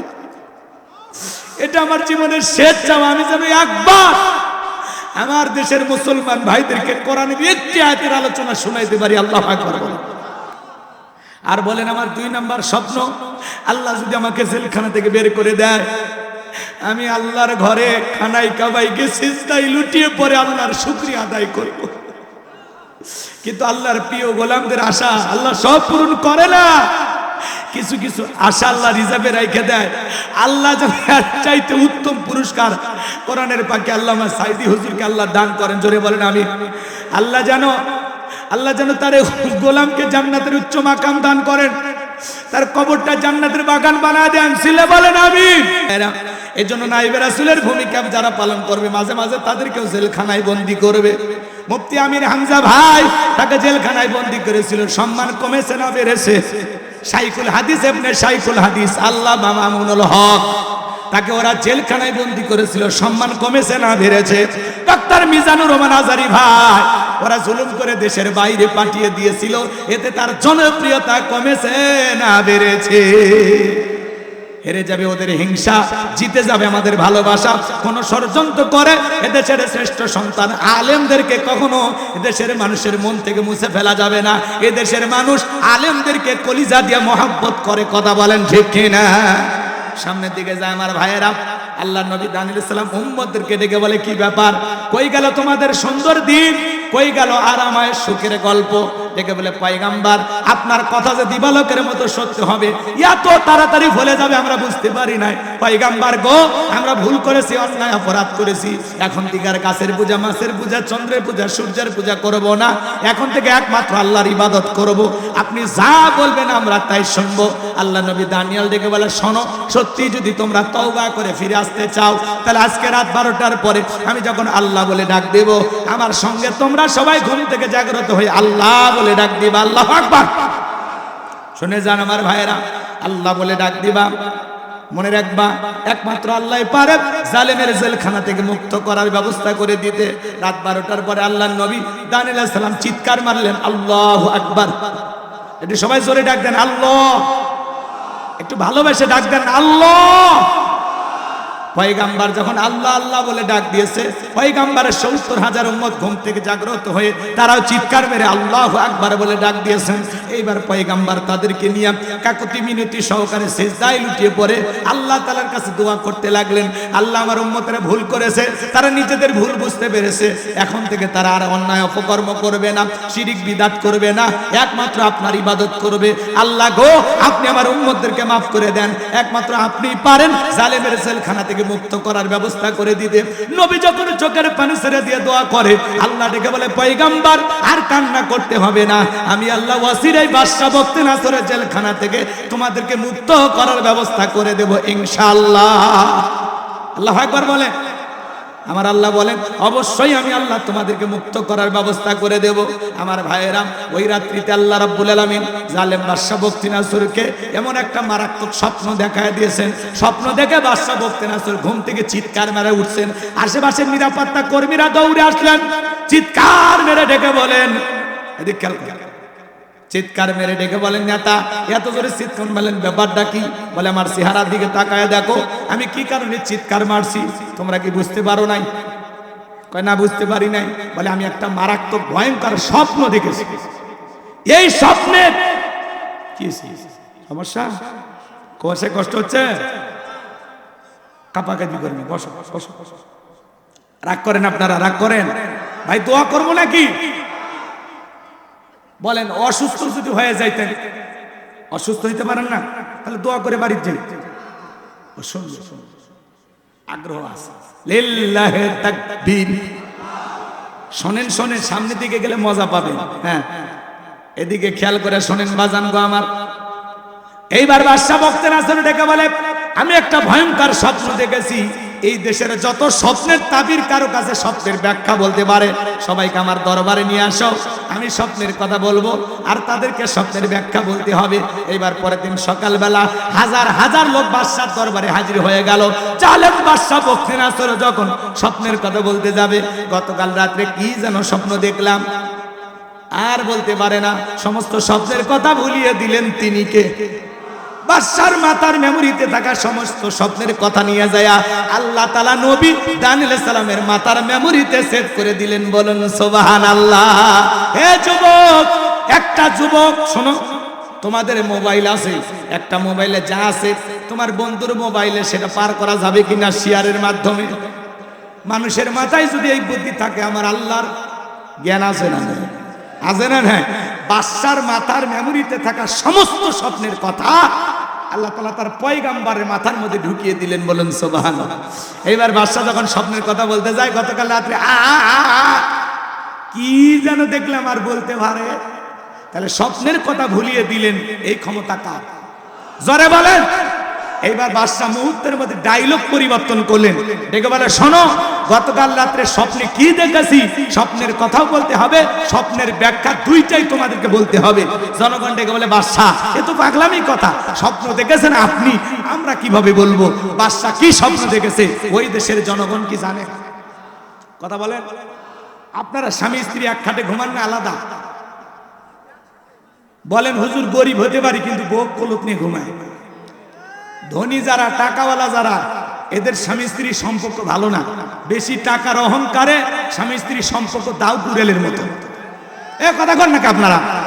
স্বামী এক রুমে ঘুমায়, বউ আলাদা রুমে ঘুমায়। আর গরিব আলু ভর্তা দিয়ে ভাত খায়, রিক্সা চালায়, ভ্যান চালায়, মাঠে কাজ করে, ঘুমানোর আগে বউ কলুত নিয়ে ঘুমায়। হাসির কিছু না। বলে হুজুর গরিব হতে পারি কিন্তু ভালোবাসার অভাব নেই। বিশ্ব নবীর ঘরের ভিতরে দামি আসবাবপত্র ছিল না, কিন্তু আম্মা জান আয়েশা বলেন, রাসূল আমাদেরকে এত ভালোবাসতেন, আমরা সব কিছু ভুলে যাইতাম। বলেন সুবহানাল্লাহ। ঘরটা যেন শান্তির বাগান ছিল। সুবহানাল্লাহ বলবেন না? রাসূলের ঘরে কেমন শান্তি ছিল আমি বলবো, একটু অপেক্ষা করেন। মহিলাদের ওয়াজ যদি পারি, সুযোগ পাই, সেদিকে যা বলে দেবো। এদিকে খেয়াল করেন, খেয়াল করেন। আপনার বউ আপনার বাদ দিয়া স্বপ্নে যদি আর একটা ছেলের হাত ধরে সাতক্ষীরা শহরে ঘোরে, আপনারা কি করবেন? মারবেন? একজন কয় সেই পিটাবে। মানে আপনি মানে বউ পিটেন মাঝে মাঝে নাকি? বউ পিটানো যাবে না, বউ ভালোবাসার জিনিস। আজ যে শীত পড়ছে, আমি আপনাদেরকে অনুরোধ করে বলে যাই, শোনেন, দুইটা মাসে বউয়ের সাথে ঝগড়া করবেন, একটা পৌষ মাস আর একটা মাঘ মাস। এই 2 মাসে যদি বউয়ের সাথে ঝগড়া করেন, আর যে শীত পড়ছে, রাতের বেলা যদি কম্বলের ভিতর ল্যাপের ভিতরে না নেয়, তো অবস্থা খুবই খারাপ। কথা কয় না? এজন্য সাবধান। এই 2 মাস বউয়ের সাথে ঝগড়া করা যাবে না। শোনেন শোনেন, আপনার বউ স্বপ্নে কি দেখে আপনি জানেন না। আবার আপনি আপনার বউকে বাদ দিয়ে আর একটা মেয়ের হাত ধরিয়া, ওই যে কি পুকুর আছে আপনাদের, এটা কার যেন বাগান আছে, মিন্টুর বাগান নাকি, মন্টু মিয়ার বাগান, ওই বাগানে বসে ওই মেয়েটার সাথে গল্প করতেছেন। আপনার বউ যদি টিয়ার পাইতো কি করি, ঝাঁটা দিয়ে পিটায় খাট থেকে নামাই দিত। কিন্তু স্বামী কি স্বপ্নে দেখে বউ জানে না, বউ কি স্বপ্নে দেখে স্বামী জানে না। স্বপ্ন যার, চিন্তা ভাবনাও থাকে তার। শোনেন শোনেন, মাঝে মাঝে স্বপ্নে দেখি সাপ তারা করছে, ঘুমোর থেকে উঠে দেখি সাপ নাই, ঠিক না ভাই? মাঝে মাঝে স্বপ্নে দেখি ঘর বাড়ি আগুন লেগে পুড়ে গেছে, ঘুমোর থেকে উঠে দেখি না সব ঠিকই আছে। মাঝে মাঝে স্বপ্নে দেখি আমি নিজেই মারা গেছি, বউ বাচ্চা কান্নাকাটি শুরু করছে, ঘুমোর থেকে উঠে দেখি না বাঁচে আছে। কি ভাই মাঝে মাঝে স্বপ্নে মারা যাননি 2-1 বার? কথা কয় না, কথা কয় না। স্বপ্ন তো স্বপ্নই। যুবকেরাও কিন্তু স্বপ্ন দেখে, দেখে না? যে যুবকেরা বিয়ে করেনি, নায়িকাদের ছবি দিয়ে পুরো ঘর সাজানো, বলিউড, হলিউড, টালিউড, ঢালিউড যা আছে সব নায়িকাদের ছবি। কথা কয় না? প্রত্যেকটা রুমে রুমে নায়িকাদের ছবি। ঘুমানোর আগে একবার ছবি দেখা নফল মনে করে। নায়িকাদের চেহারার দিকে তাকানো কি মনে করে? নফল, এটা মনে করে। তাকায় থাকে আর বলে, আহারে এরকম বউ যদি ভাইতাম, জীবনটা ধন্য হয়ে যাইত। কথা কয় না? এক যুবক দেখলেন না, রাস্তার মধ্যে সিনেমার পোস্টার, নায়িকের ছবি আছে, এদিক ওদিক তাকায়ও নায়িকের ছবি চুমা খাচ্ছে। কি বলা মানে এখন ভাই বের হয়েছে। আচ্ছা, এই পাগলদেরকে বুঝাবেন কে দিয়ে? এদিক খেয়াল করেন, যুবক এইবার নায়িকার ছবি দেখে ঘুমাইছে, ঘুমের ঘরে দেখবে নায়িকার বুকের উপর। এই যে স্বপ্ন তো স্বপ্নই, কথা বলে ঠিক কিনা? এখনকার যুবকেরা আপডেট হয়ে গেছে ভাই। সেদিন এক যুবক বান্ধবীর কাছে ডাব নিয়ে যা বলতেছে, সোনা চেহারা খারাপ হয়ে গেছে, ডাবটা খাও তো, তোমার চেহারা দেখে আমার ভালো লাগে না, তুমি খাও। মেয়েটা এবার ডাবের ভিতরে পাইপ লাগায় খাইতেছে। ছেলে কিছুক্ষণ পরে এতিমের মতো তাকায় আছে। মেয়ে বলো, কি কিছু বলবা? কই একটা আপত্তি ছিল। কি আপত্তি? বলে তুমি যদি অনুমতি দাও আমি ডাবে না, তোমার মুখে পাইপ লাগায় খাবো। মেয়ে বলে, তোমার জন্য এটুকু তো করতেই পারি। কথা কয় না? মেয়ে খায় ডাবে পাইপ লাগায়, আর ছেলে খায় মেয়ের মুখে পাইপ লাগায়। কি জামানা, কোথাকার পানি কোথা থেকে কি হয়। এ কথা কয় না কে? কি আছে? তো করুন, বাচ্চা হারিয়ে গেছে, এলে আমি পড়ে থাকলে হবে, বস কখন করবো? হারিয়ে গেছে, নাম মেরাজ, পিতা তৌহিদ, গ্রাম হলো ইসলাম কাটি। ছেলেটি স্টেজের পাশেই আছে। কই বাবা, এ তুমি কই? তোমার যদি বাপ মাও কেউ না পাবে, ছেলে বাচ্চা না, আমি নিয়ে যাবো। কান্না করে না, শোনা আছে। এই যার বাচ্চা হারিয়ে গেছে মঞ্চে চলে আসেন। মেরাজ নামের একটা বাচ্চা পাওয়া গেছে, ইসলাম কাটি বাড়ি। চলে আসেন, বাচ্চা রেখে কই থাকে? এর মা না বাবা কে হারাইছে, ওরে নিয়ে আসবেন আমার কাছে। বেহুশে মা বাবা বাচ্চা জন্ম দিয়ে ছাড়িয়ে দেখছে, কই গেল খবর রাখে না। হালকা দিলাম যাতে এরপরে বাচ্চা যান না হারা। পাওয়া গেছে, আর আব্বা আইছে। ওই ছেলে কার সাথে আসছে শোনেন, পাওয়া যাবে। এটা মেরাজের মাস চলতেছে না, হ্যাঁ রজব মাস, মেরাজ হাই দিছে, মেরাজ আছে আমাদের কাছে। চলেন আমার ভাইয়েরা, লম্বা করার কোনো সুযোগ নাই। হে যুবকের দল, তোমরা একটু ভালো হয়ে যাও। আজকে যুব সমাজ সবচেয়ে খারাপ হওয়ার পিছনে একমাত্র কারণ হলো যুবকদের হাতে হাতে টাচ মোবাইল। এই মোবাইলের ওজন কম, কিন্তু মোবাইলের মাধ্যমে পাপের ওজনটা কম না বেশি? ঘরে দরজা লাগাইয়া মা বাবার চোখকে ভাঙি দিয়া কম্বলের ভিতরে ঢুকে, ল্যাপের ভিতরে ঢুকে মোবাইলে অশ্লীল ভিডিও দেখে, উল্টা পাল্টা ফ্রি ফায়ার, পাবজি, কথা কয় না কেন? আবার আইপিএল, বিপিএল, সিপিএল বাজি, কথা কয় না কেন? আপনাদের ছেলেরা এরকম খারাপ না। মা বাবা যখন দরজায় নক করে, এত রাতে তোর ঘরে আলো জ্বলে কেন?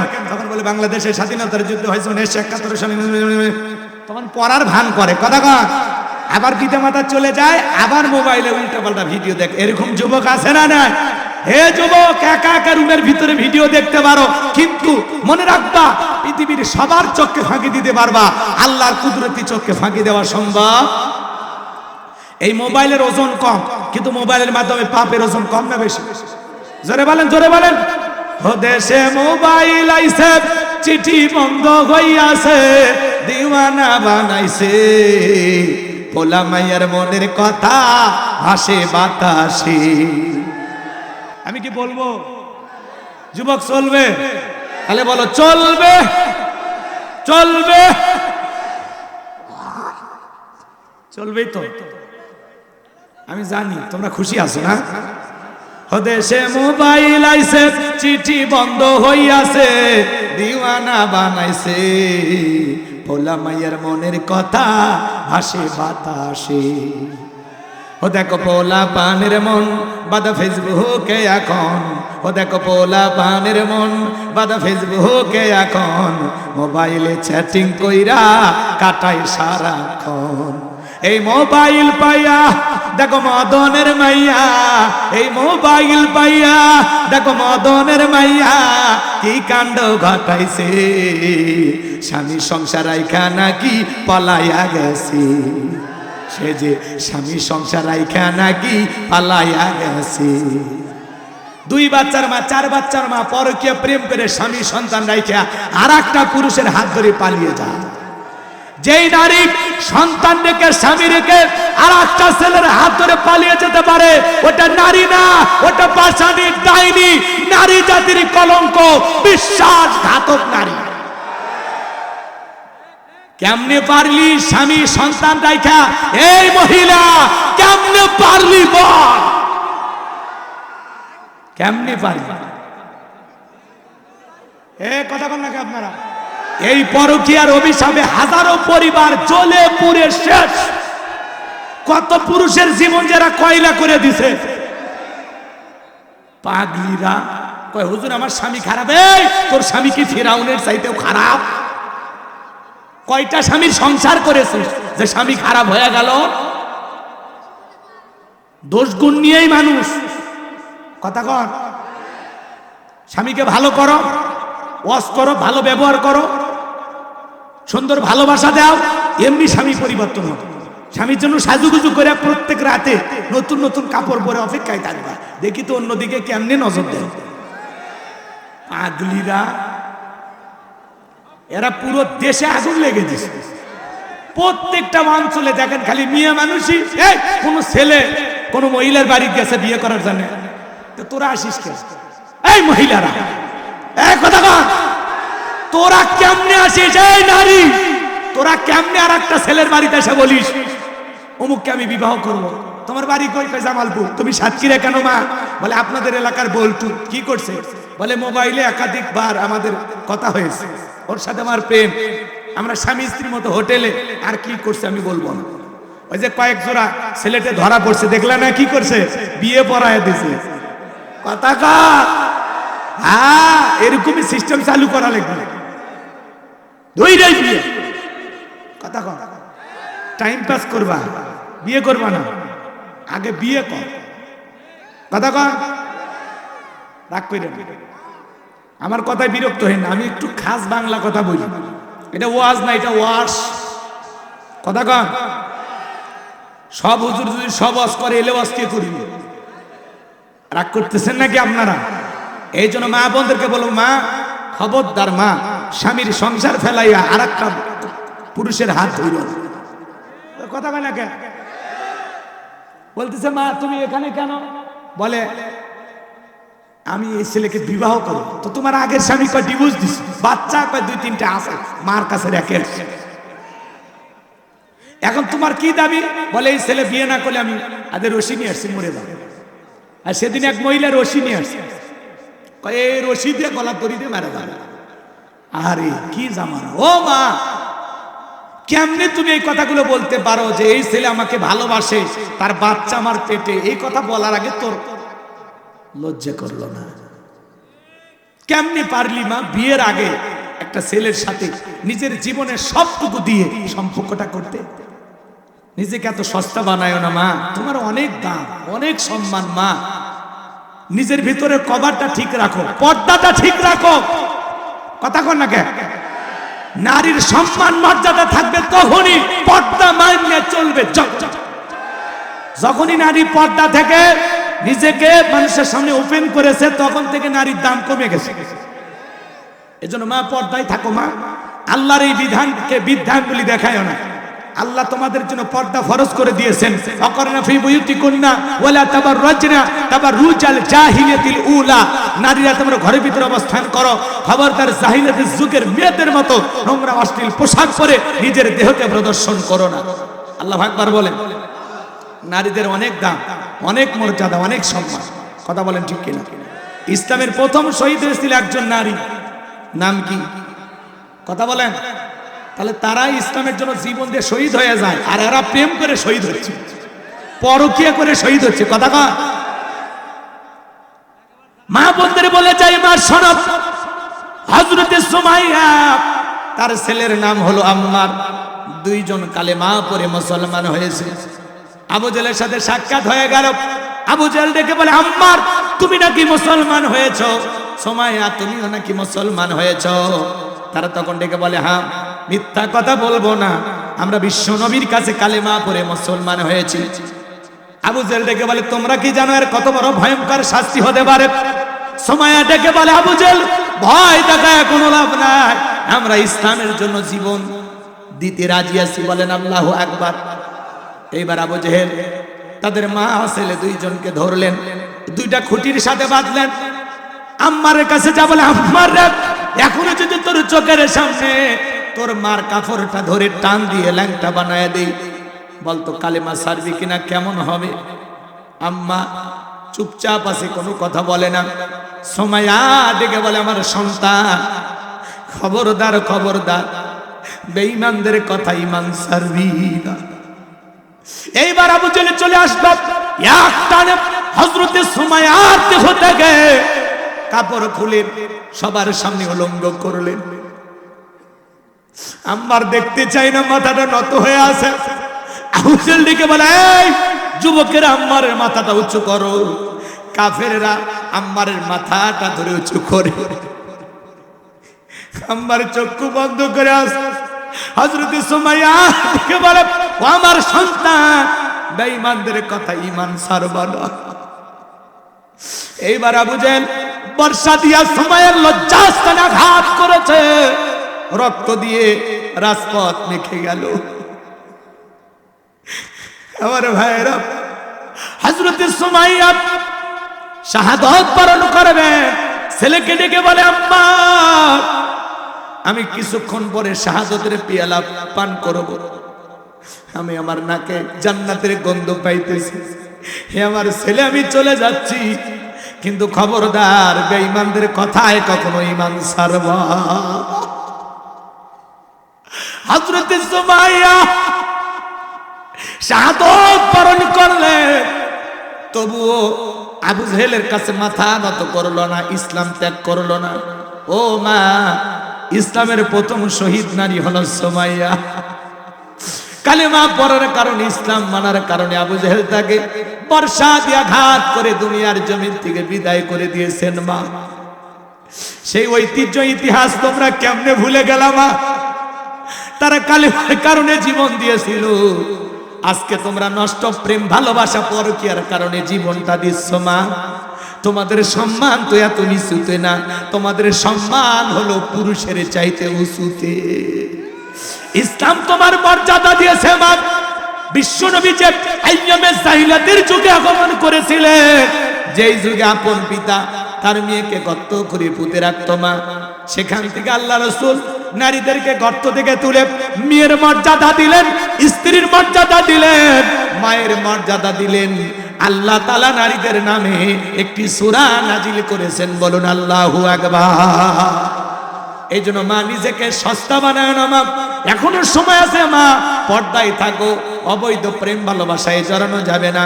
যুবক যারা আছো তোমরাও পরিবর্তন হয়ে যাও, এক হাতে তালি বাজে না, দোষ কিন্তু তোমাদেরও আছে। কেমনে পারো? একটা নারীর স্বামী আছে, সন্তান আছে, সেই নারীর দিকে নজর দিতে তুমি কেমনে পারো রে যুবক? তোমার বোনের সাথে যদি এমনটা কেউ করে মাইনা নেবা, তোমার মায়ের সাথে যদি কেউ পরকিয়া করে, তোমার খালা ফুপুর সাথে যদি কেউ করে, অবশ্যই তুমি মানতে পারবা না। ওই নারীও কারো না কারো মা, কারো না কারো মেয়ে, কারো না কারো স্ত্রী, কারো না কারো খালা ফুপু। বিদায় পায়ে হাত অনুরোধ করি যুবক, বিয়ের আগে কোনো অবৈধ প্রেম ভালোবাসা করা যাবে না, কোনো বিবাহিত নারীর সাথে পরকীয়ার মতো জঘন্য সম্পর্কে জড়ানো যাবে না। আল্লাহ যেন যুব সমাজকে হেদায়েত দান করেন। এটা শুনলে বলেন আমি রাগ করেন মনে হয়। বাজান গো আমার, চলেন আমি সামনের দিকে যাচ্ছিলাম, কি কথা বলছিলাম ভুলে গেছেন। বাদশা ডেকে বলে, স্বপ্নে আমি কি দেখেছি, স্বপ্নের কথাও তোমাদেরকে বলতে হবে, স্বপ্নের ব্যাখ্যাও তোমাদেরকে বলতে হবে। জনগণ ডেকে বলে, বাদশা এটা আমাদের পক্ষে বলা সম্ভব নয়। বাদশা ডেকে বলে, কেন? তোমরা নাকি গায়েব জানো? বলেন তো বাজান, দুনিয়ার মানুষ কি কোনো গায়েব জানে? গায়েবের এলেম একমাত্র কার কাছে? আর একটু জোরে বলেন, কার কাছে? আল্লাহ সারা পৃথিবীর কেউ জানে গায়েব জানে না। নবী রাসূলেরা জানতেন ততটুকু, আল্লাহ জানায়া দিতেন যতটুকু। কথা কি বোঝেন নাই? পৃথিবীর নবী রাসূলেরা গায়েব জানতেন ততটুকু, আল্লাহ যতটুকু জানার অধিকার তাদেরকে দিয়েছেন। রাগ করেন নাকি আমার ভাইয়েরা? এজন্য পৃথিবীর কোনো মানুষ গায়েব জানে? কিছু কিছু ভণ্ড পীরের আবির্ভাব ঘটে, ওরা বলে আমরা গায়েব জানি। যে বলবে গায়েব জানি, ওরে অন্ধকার রুমে নিয়ে যা সাদারে পিটাবেন, পিটাবেন আর বলবেন গায়েবই মার দিলাম, কারো কাছে বলবি না, বললে ধ্বংস হয়ে যাবে। কথা কর নাকি আপনারা? ভণ্ড পীর দেখেন না, তালা বাবা, সালা বাবা, গামছা বাবা, লাউ বাবা, কদু বাবা, এদের কাছে যাওয়া যাবে না। যারা ডুগি তবলা বাজায় আর বলে পানির ভিতর জ্বললে বাতি ঝড় বাতাসেও নেবে না, লেকটা বাবার মুরিদ হইলে নামাজ রোজা লাগে না। যে পিসাই বলবে নামাজ রোজা লাগে না, ওইটা পীর না টাটকা শয়তান। পীর ছিল শাহজালাল খানকাই পিরাজপদে বীর, নারাই তাকবীর হুঙ্কার দিয়েছে, গৌর গোবিন্দ পালাইতে বাধ্য হয়েছে। তারাও ছিল পীর। আর এখন পীর হয়েছে বাপ রে বাপ, গরু ছাগল নেওয়ার জন্য।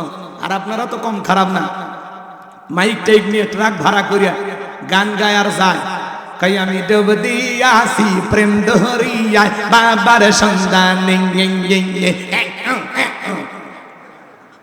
আল্লাহরও নাম নাই, নবীরও নাম নাই, কুতাকুতি জিকির আছে না নাই? ভণ্ডামি, ভণ্ডামি, সব ভণ্ডামি। ভালো হয়ে যায়। শাহজালালের নামে গান শুনলে মাথা গরম হয়। গান ছিল না, ছুটে আয় শাহজালালের নির্ভীক সৈনিকেরা খতম কর গোবিন্দেরই চেলা চামুন্ডা গোলা ছুটে আই শাহজালালের নির্ভীক সৈনিকেরা খতম কর গোবিন্দেরই চেলা চামুন্ডা গোলা ওলিদের পাকভূমিতে বিপ্লবেরই মশাল জ্বালা ছুটে আই শাহজালালের নির্ভীক সৈনিকেরা খতম কর গোবিন্দেরই চেলা চামুন্ডা গোলা। শাহজালালের স্বপ্ন ছিল আল কোরআনের জ্বলবে আলো, মারহাবা কর।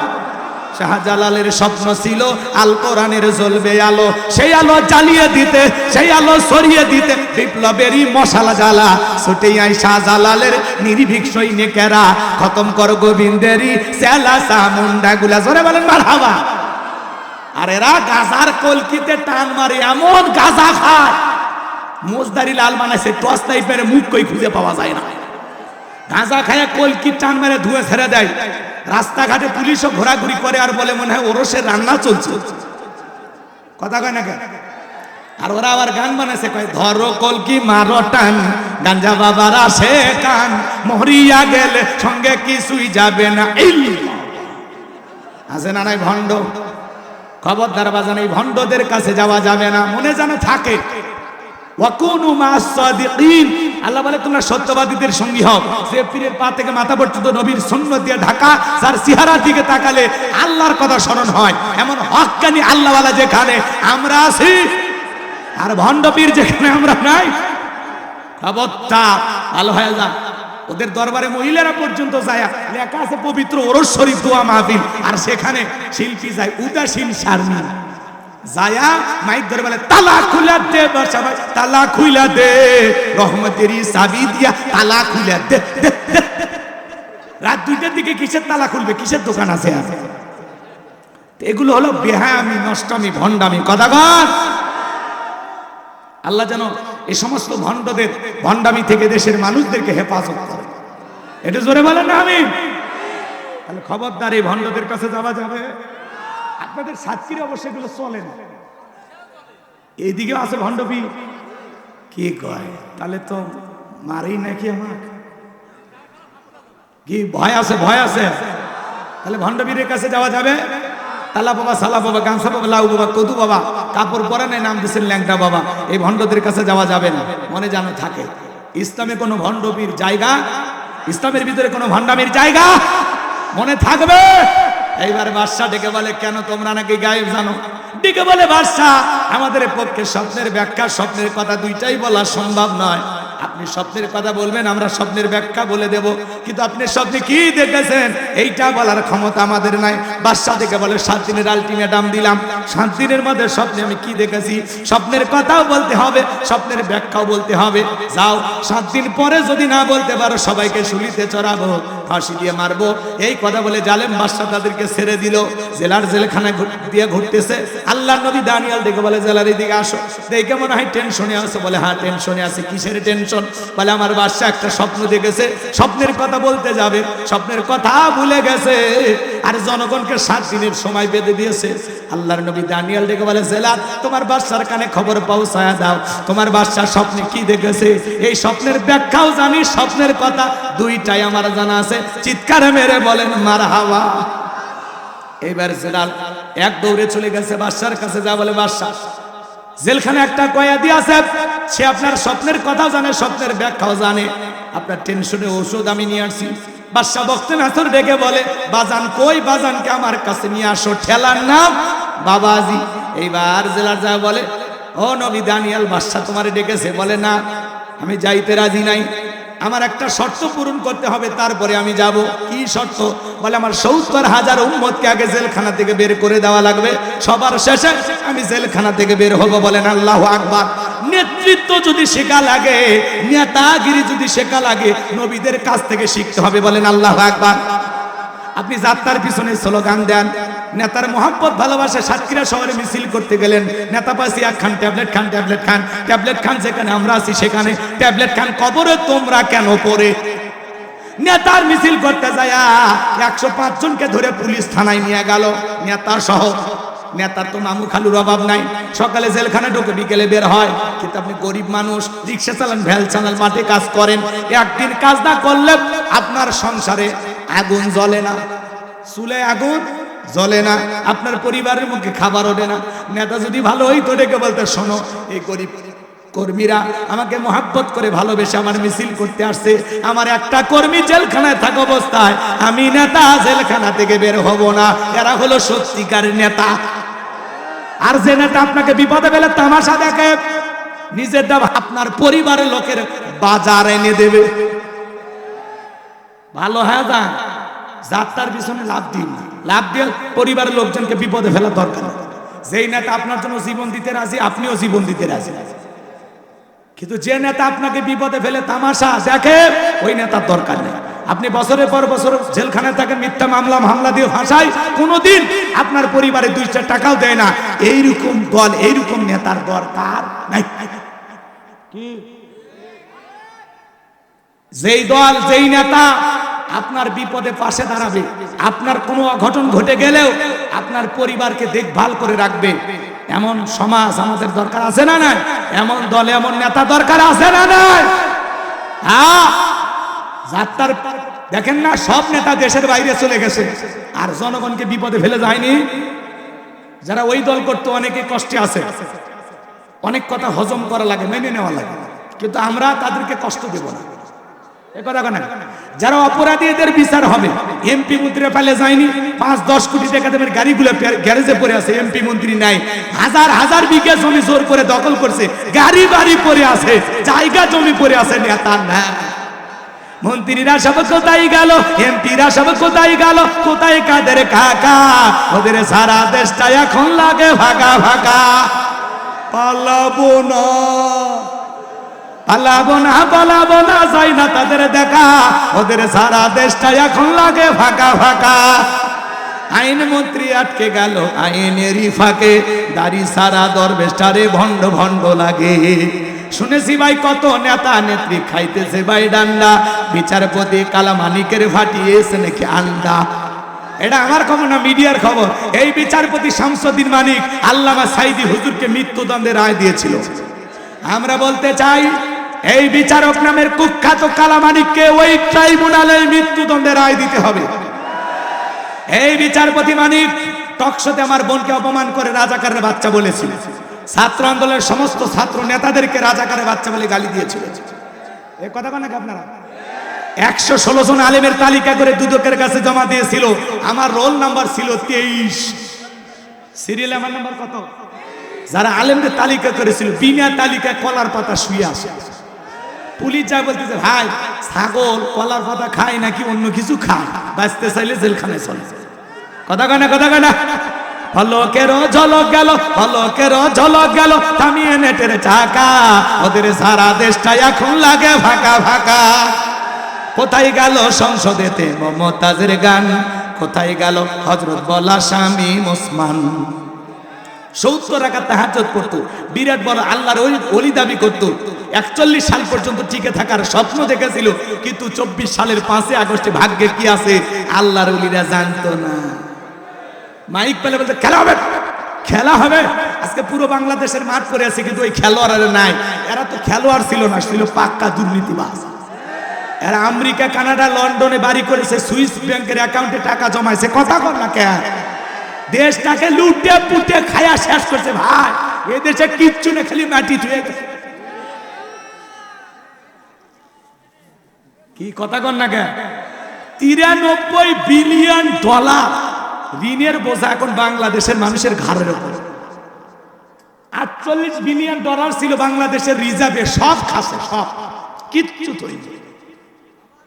যে পরিমাণে দুর্নীতি হয়েছে, 1000 পদ্মা সেতু বানালেও টাকা শেষ হবে না, এত দুর্নীতি হয়েছে এই দেশে। আপনি কি মনে করেন তাহাজ্জুদ পড়ে? ওরা তাহাজ্জুদ পড়ে মিথ্যা কথা বলে। একজন উপদেষ্টা সত্য কথা বলছে, ওনাকে আমি ধন্যবাদ দেই। উনি বলেন ওনারা তাহাজ্জুদ পড়ে সকালবেলা কোরআন পড়ে মিথ্যা কথা বলতো। কথা বল, সত্যি ওদের এত মিথ্যা কথা মানুষ বলে, ওনাদেরকে না দেখলে বিশ্বাস হইত না। কি কথা কয় না কেন? কি মায়া লাগে নাকি কারণ? 16 বছরে মায়া এখনো কাটেনি। যে মা সন্তানকে ফেলাইয়া চলে যায়, ওই মায়ের মায়া থেকে লাভ নেই। যে মা সন্তানকে বিপদে আগলায় রাখে বুকের ভিতরে, ওইটা হলো মা।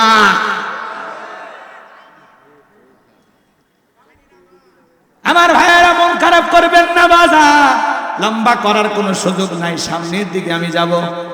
আমার ভাইয়েরা এইবার জেলার যা বলে বাদশাহ যে আপনার স্বপ্নের ব্যাখ্যা জানে, স্বপ্নের কথা বলতে জানেন, তার একটা শর্ত আছে, তার ৭০,০০০ লোককে গ্রেফতার করা হয়েছে, তাদেরকে ছেড়ে না দিলে সে আপনার সামনে আনবে না। বাদশাহ দেখে বলে ওই বাজান যদি বলে এই দেশের আসামি কেন, পুরো পৃথিবীর সমস্ত আসামি ছেড়ে দিতে রাজি, বাজান যা বলে তুমি তাই করো। এইবার সমস্ত উম্মতদেরকে ছেড়ে দেওয়া হলো। সবার শেষে আল্লাহর নবী দানিয়েল জেলখানা থেকে বের হয়ে আসলেন। বাদশার দরবারে প্রবেশের নিয়ম হলো যত মানুষ প্রবেশ করে মাথাটা নত করতে হয়। আল্লাহর নবী কি কোনো জালেমের কাছে মাথা নত করতে পারে? ইয়াকা না'বুদু ওয়া ইয়াকা নাস্তাঈন, আমরা তোমার ইবাদত করি, তোমার গোলামি করি, সাহায্য তোমার কাছে চাই। আল্লাহ ছাড়া এই মাথা কোনো পীরের কাছে নত করা যাবে না, নেতার কাছে নত করা যাবে না, কোনো জালেমের কাছে মাথা নত করা যাবে। আল্লাহ নবী তখন দেহটাকে আঁটোসাঁটো করে মাথাটাকে উঁচু করে কৌশল করে দরবারে প্রবেশ করলেন। এই দৃশ্য দেখার পরে বাদশাহ বক্সিনাসর ডেকে বলে বাজান যত মানুষ দরবারে প্রবেশ করে মাথা নত করে, তুমি কেন মাথা নত করলা না? আল্লাহ নবী দানিয়েল কৌশলে উত্তর দিয়ে বলে শোনেন যে আপনার স্বপ্নের কথা আমার মাথার মেমোরিতে সেভ করে দিয়েছি। তার কথা হলো তাকে ছাড়া দুনিয়ার কারো কাছে এই মাথা নত করা যাবে না। আমি যদি মাথা নত করতাম আপনার মতো স্বপ্নের কথা ভুলিয়ে দিত, তাহলে আমিও টেনশন, আপনিও টেনশনে মারা যেতেন, আমাকেও মেরে ফেলতেন। তখন ডেকে বলে বাজান যা করেছো ঠিক করেছো, আসলে তোমার মাথায় বুদ্ধি আছে। এই কথা বলে নিজের চেয়ার থেকে উঠে আল্লাহ নবী দানিয়েল আলাইহিস সালামকে বাদশাহীর চেয়ারে বসায়া দিলেন। চিৎকার মেরে বলুন সুবহানাল্লাহ। যে আল্লাহ জেলখানা থেকে চেয়ারে বসায় সে আল্লাহ যে আছে না নাই? জোরে বলেন আছে না নাই? এইবার বাদশাহ বক্সিনাসর ডেকে বলে বাজান তাড়াতাড়ি করে বলো আমি স্বপ্নে কি দেখেছিলাম আর স্বপ্নের ব্যাখ্যা কি হবে। আল্লাহ নবী দানিয়েল বলতে চায়, আপনারা কি শুনবেন? আগ্রহ আছে? কারা কারা শুনতে চান দুই হাত তুলে দেখান। লিল্লাহি তাকবীর, আরেকটু জোরে লিল্লাহি তাকবীর। হাত নামান, অনেকে ওটা বসা করতেছেন, কি খুব বেশি কষ্ট হয়? আল্লাহ বলেন তাবারাকাল্লাযী বিয়াদিহিল মুলকু ওয়া হুয়া আলা কুল্লি শাইইন কাদির। মহামান্বিত সেই সত্তা যার হাতে সর্বময় কর্তৃত্ব, রাজত্ব পাওয়ার ক্ষমতা, তিনি হলেন সব বিষয়ের উপরে ক্ষমতাবান, তিনি হলেন সব বিষয়ের উপরে শক্তিবান। আল্লাহু আকবার বলেন। তাহলে সকল ক্ষমতার একমাত্র মালিক কে? আর একটা আয়াত তেলাওয়াত করেছি, 10টা মিনিট আয়াতের জন্য দেওয়া যাবে। 2 নাম্বার আয়াত শুরু হয়ে গেল। আল্লাহ তাআলা বলেন আল্লাযী খালাকাল মাউতা ওয়াল হায়াতা লিয়াবলুয়াকুম আইয়ুকুম আহসানু আমালা ওয়া হুয়াল আজিজুল গফুর। আল্লাহ রাব্বুল আলামিন বলেন আল্লাযী খালাকাল মাউতা ওয়াল হায়াতা, যিনি সৃষ্টি করেছেন মৃত্যু আর জীবন, লিয়াবলুয়াকুম আইয়ুকুম আহসানু আমালা। আমার আল্লাহ ডেকে বলেন আমি পরীক্ষা করে দেখব আমলের দিক দিয়ে কার আমল কত বেশি উত্তম, কার আমল কত বেশি সুন্দর। যার আমল ভালো তার আখিরাত ভালো, যার আমল খারাপ তার আখিরাত হয়ে যাবে বরবাদ। শোনেন শোনেন, আল্লাহ পরীক্ষা করে দেখবেন আমলের দিক দিয়ে কার আমল কত বেশি উত্তম, কে কত সুন্দর আমল করেছে। সুবহানাল্লাহ বলবেন না? শোনেন আয়াতের শুরুতে আল্লাহ কি বলেন? আল্লাযী খালাকাল মাউতা ওয়াল হায়াতা, যিনি সৃষ্টি করেছেন মৃত্যু আর জীবন। ভালো করে বোঝেন, এই পৃথিবীতে ওরা যত বড় ক্ষমতাধর হোক, কোন মৃত ব্যক্তিকে জীবিত করার ক্ষমতা ওদের আছে। তাম পৃথিবীর সমস্ত জালেমেরা ঐক্যবদ্ধ হয়ে আকাশের দিকে সমস্ত অস্ত্র তাক করে যদি গুলি বর্ষণ করে, আসমান থেকে এক ফোঁটা বৃষ্টি আনতে পারবে? সমস্ত অস্ত্র দিয়া জমিনের ভিতরে যদি গুলি বর্ষণ করে, গুলি নিক্ষেপ করে, বলেন তো বাজান এই জমিন থেকে একটা আলু বের করার ক্ষমতা ওদের আছে? যারা পাখির মতো গুলি করে মানুষ হত্যা করেছিল, একটা শহীদ আবু সাইদকে ফেরত দেওয়ার ক্ষমতা ওদের আছে? একটা মুগ্ধকে ফেরত দেওয়ার ক্ষমতা ওদের আছে? হাজার হাজার মুসলমানকে হত্যা করবেন, শিশুদেরকে হত্যা করবেন, শিশু থেকে বৃদ্ধ পর্যন্ত কেউ আপনাদের গুলির হাত থেকে রক্ষা পায়নি। আজকে সে সমস্ত পুলিশ ভাইদের পোশাক পরিবর্তন করা হচ্ছে। আপনারা শুনেছেন শিল্পী আসিক, একটা শিল্পী আছে না গান গায়, ওনার নাম কি? আসিফ আকবর। এই শিল্পী, এই পুলিশ, আনসার, র‍্যাব তাদের পোশাক দেখে তিনি বলেছেন এই পোশাক যিনি ডিজাইন করেছেন, এই পোশাকের দায়িত্ব যাদেরকে দেওয়া হয়েছিল এদেরকে অতি দ্রুত গ্রেফতার করা হোক।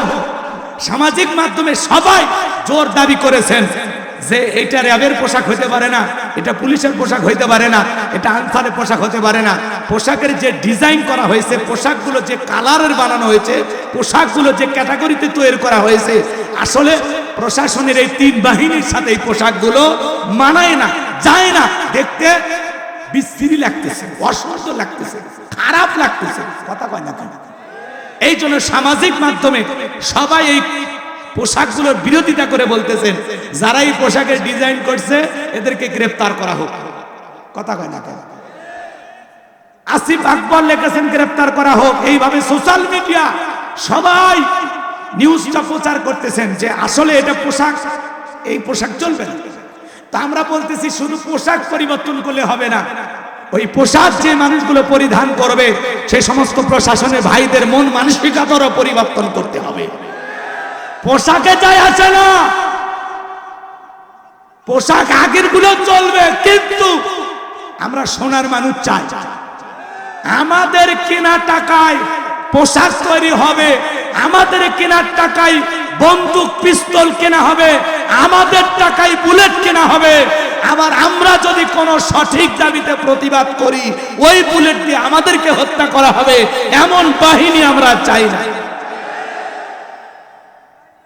কথা কন?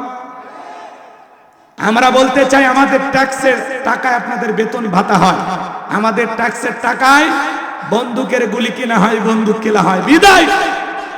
আর যেন কোন সরকার আপনাদেরকে ব্যবহার করে ওই বন্দুকের নল জনগণের বুকে আর তাক করে গুলি করা যাবে না, যাবে না, যাবে না।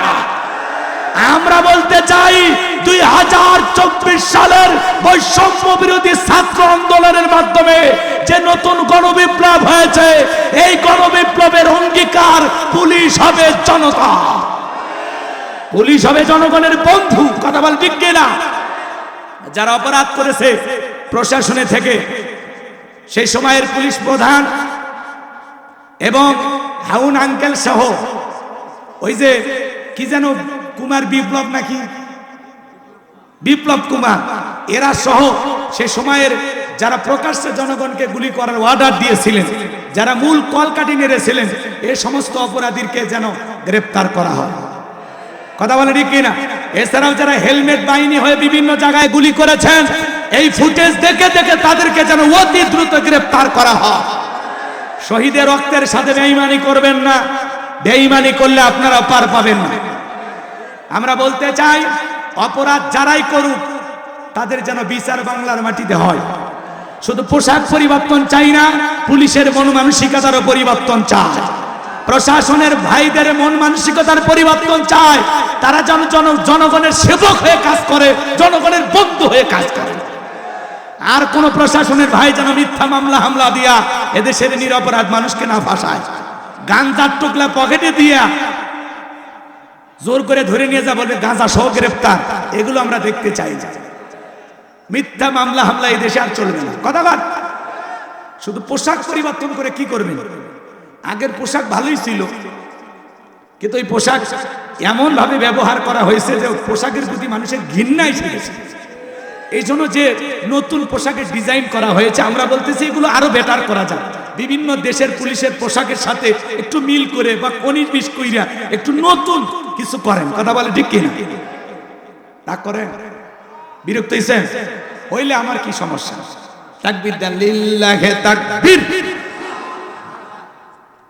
যে পুলিশ ভাইরা গুলি করে মানুষকে হত্যা করেছে, কোন পুলিশ ভাইয়ের ক্ষমতা কি আছে একটা মানুষকে ফেরাই দিতে পারে? আবার অনেক পুলিশ ভাইয়েরা জনগণ তাদেরকে এদিক, জনগণ পুলিশ যখন সংঘর্ষ মুখোমুখি, তখন অনেক ক্ষেত্রে পুলিশ ভাইয়েরা মারা গেছে। কথা কয় না? এই পুলিশেরা কিন্তু নিয়ে মানুষের গায়েও হাত দিছিল ওই সময়। কি কায়দায় যে পিটাইছে, ভিডিওগুলো দেখে গা শিরে ওঠে, কষ্ট লাগে, বুকটা ফেটে যায় যে মানুষ এত নিঠুর হয় কেমনে? শুধু চাকরি বাঁচানোর জন্য আর উপরের চাপে বিবেকের বিরুদ্ধে তারা মানুষের মতো দেখতে কিন্তু অমানুষের মতো আচরণ করেছে। ওদের ইশারা। কিন্তু ওরা তো ঠিকই পালিয়ে গেল, আপনাদেরকে রেখে গেল আমাদের কাছে। আমরা তো এখন আপনাদের সাথে খারাপ ব্যবহার করতে পারি না, কারণ আমরা জানি আপনারাও কারো না কারো ভাই, কারো না কারো স্বামী, কারো না কারো সন্তান। এজন্য আমরা চাই আপনারা একটু পরিবর্তন হন, তওবা করে ফিরে আসেন। কথা বলে ঠিক কিনা? অনেক পুলিশের ভাইয়েরা ফেসবুকে লাইভ এসে তারা কান্নাকাটি করে বলেছেন যে আমাদের কোনো দোষ নাই। স্যার বলেছে যা গুলি করবি, না হলে তো চাকরি থাকবে না। কথা বোঝেননি? তো এই জন্য পুলিশ ভাইদেরকে আমরা বলবো, আপনারা আমাদের বন্ধু হয়ে আমাদের বুকে ফিরে আসেন। এই দেশের স্বাধীনতাকে রক্ষা করার জন্য, এই দেশের সুন্দর পরিবেশ ফিরে আনার জন্য আপনাদের দরকার আছে। প্রত্যেকটা থানা চালু হয়ে গেলে সুন্দর পরিবেশ ফিরে আসবে, চুরি ডাকাতি হবে না। আমাদের ভাইয়েরা রাতের আধারে জেগে জেগে পাহারা দেয়। কথা বলে ঠিক কিনা? বিভিন্ন জায়গায় যেখানে চুরি ছিনতাই হয় সেখানে আমাদের পুলিশের ভাইয়েরা সারা রাত জায়গা, বউ বাচ্চা সব রাইখা আইসা পাহারা দেয়। এই জন্য পুলিশ ভাইদেরকে ধন্যবাদ জানাই। এদেশের জন্য আপনাদের অনেক প্রয়োজন আছে। আল্লাহ এদেশের প্রশাসনের ভাইদেরকে সঠিক বুঝ দান করুন, জনগণের জন্য খেদমত করা তৌফিক দান করুন। একটু চিল্লায় বলা যাবে কি আমিন? আল্লাহ বলেন আল্লাযী খালাকাল মাউতা ওয়াল হায়াতা, যিনি সৃষ্টি করেছেন মৃত্যু আর জীবন। আল্লাহ তাআলা সর্বপ্রথম মৃত্যুর কথা কেন বললেন বাজার? মৃত্যুর কথা কেন বললেন? আল্লাহ বলেন কুল্লু নাফসিন যায়িকাতুল মাউত, প্রত্যেক প্রাণীকে মৃত্যুর স্বাদ গ্রহণ করা লাগবে। এই স্বাদ হলো দুই প্রকারের, মিষ্টি খেলে মিঠা লাগে, নিম পাতা খেলে তিতা লাগে। যারা ঈমানদার তাদের মৃত্যুটা হবে মিঠা।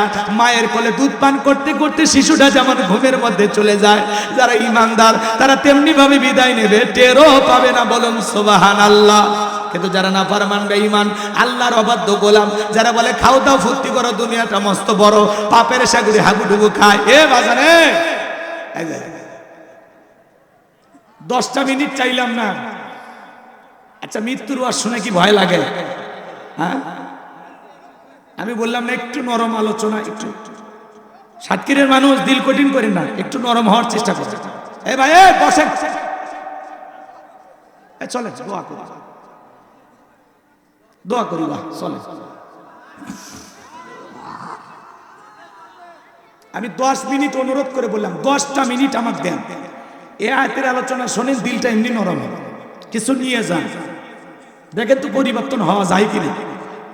কান্না করার চেষ্টা করেন, না চোখ বন্ধ করে। এ বসো, আবার হাসে, বসো। মরবা না, মরণের ভয় নাই, তাহলে বসে। এ ভাই বসে বসে ভাই, একটু বসেন না, এখনই দোয়ার দিকে যাবো। 10 মিনিট ঘড়ি ধরে, 10 মিনিট 12 মিনিট হবে না। বসে, আমি দোয়া করে দেবো। যারা যাচ্ছেন যদি পারেন গাড়িতে বই আছে নিয়ে যাবেন ইনশাআল্লাহ। এদিকে খেয়াল করেন, তাহলে সবাইকে মৃত্যুর স্বাদ গ্রহণ করা লাগবে। যারা ঈমানদার এদের মৃত্যু হবে ভয়ঙ্কর, কঠিন। দেখেন না কত মানুষ মৃত্যুর সময় পেশাব পায়খানা করে দেয়, চোখগুলো বড় বড় করে, গালি দিতে দিতে মারা যায়, হাহাকার করে, ওই যে ধরতে আসছে, আমি যাবো না, যা যা যা, আতঙ্কিত হয়। কত মানুষ মৃত্যুর 6 মাস আগে জবানটা বন্ধ হয়ে যায়, সন্তানেরা শরবত বানায় মুখে তুলে দেয়, খাওয়ার শক্তি থাকে, গালসি বেয়ে বেয়ে পড়ে যায়। সকল ধর্মের মানুষ বিশ্বাস করে মৃত্যু এটা চিরন্তন সত্য। কথা বলেন না আমার ভাইয়েরা, বেঁচে আছি এটাই অস্বাভাবিক, মৃত্যু হবে এটাই স্বাভাবিক। এই দুনিয়া থাকার জায়গা না বাজান, দুনিয়া কাউরে জায়গা দেয় না। আল্লাযী খালাকাল মাউতা ওয়াল হায়াতা, আল্লাহ বলেন যিনি সৃষ্টি করেছেন মৃত্যু আর জীবন।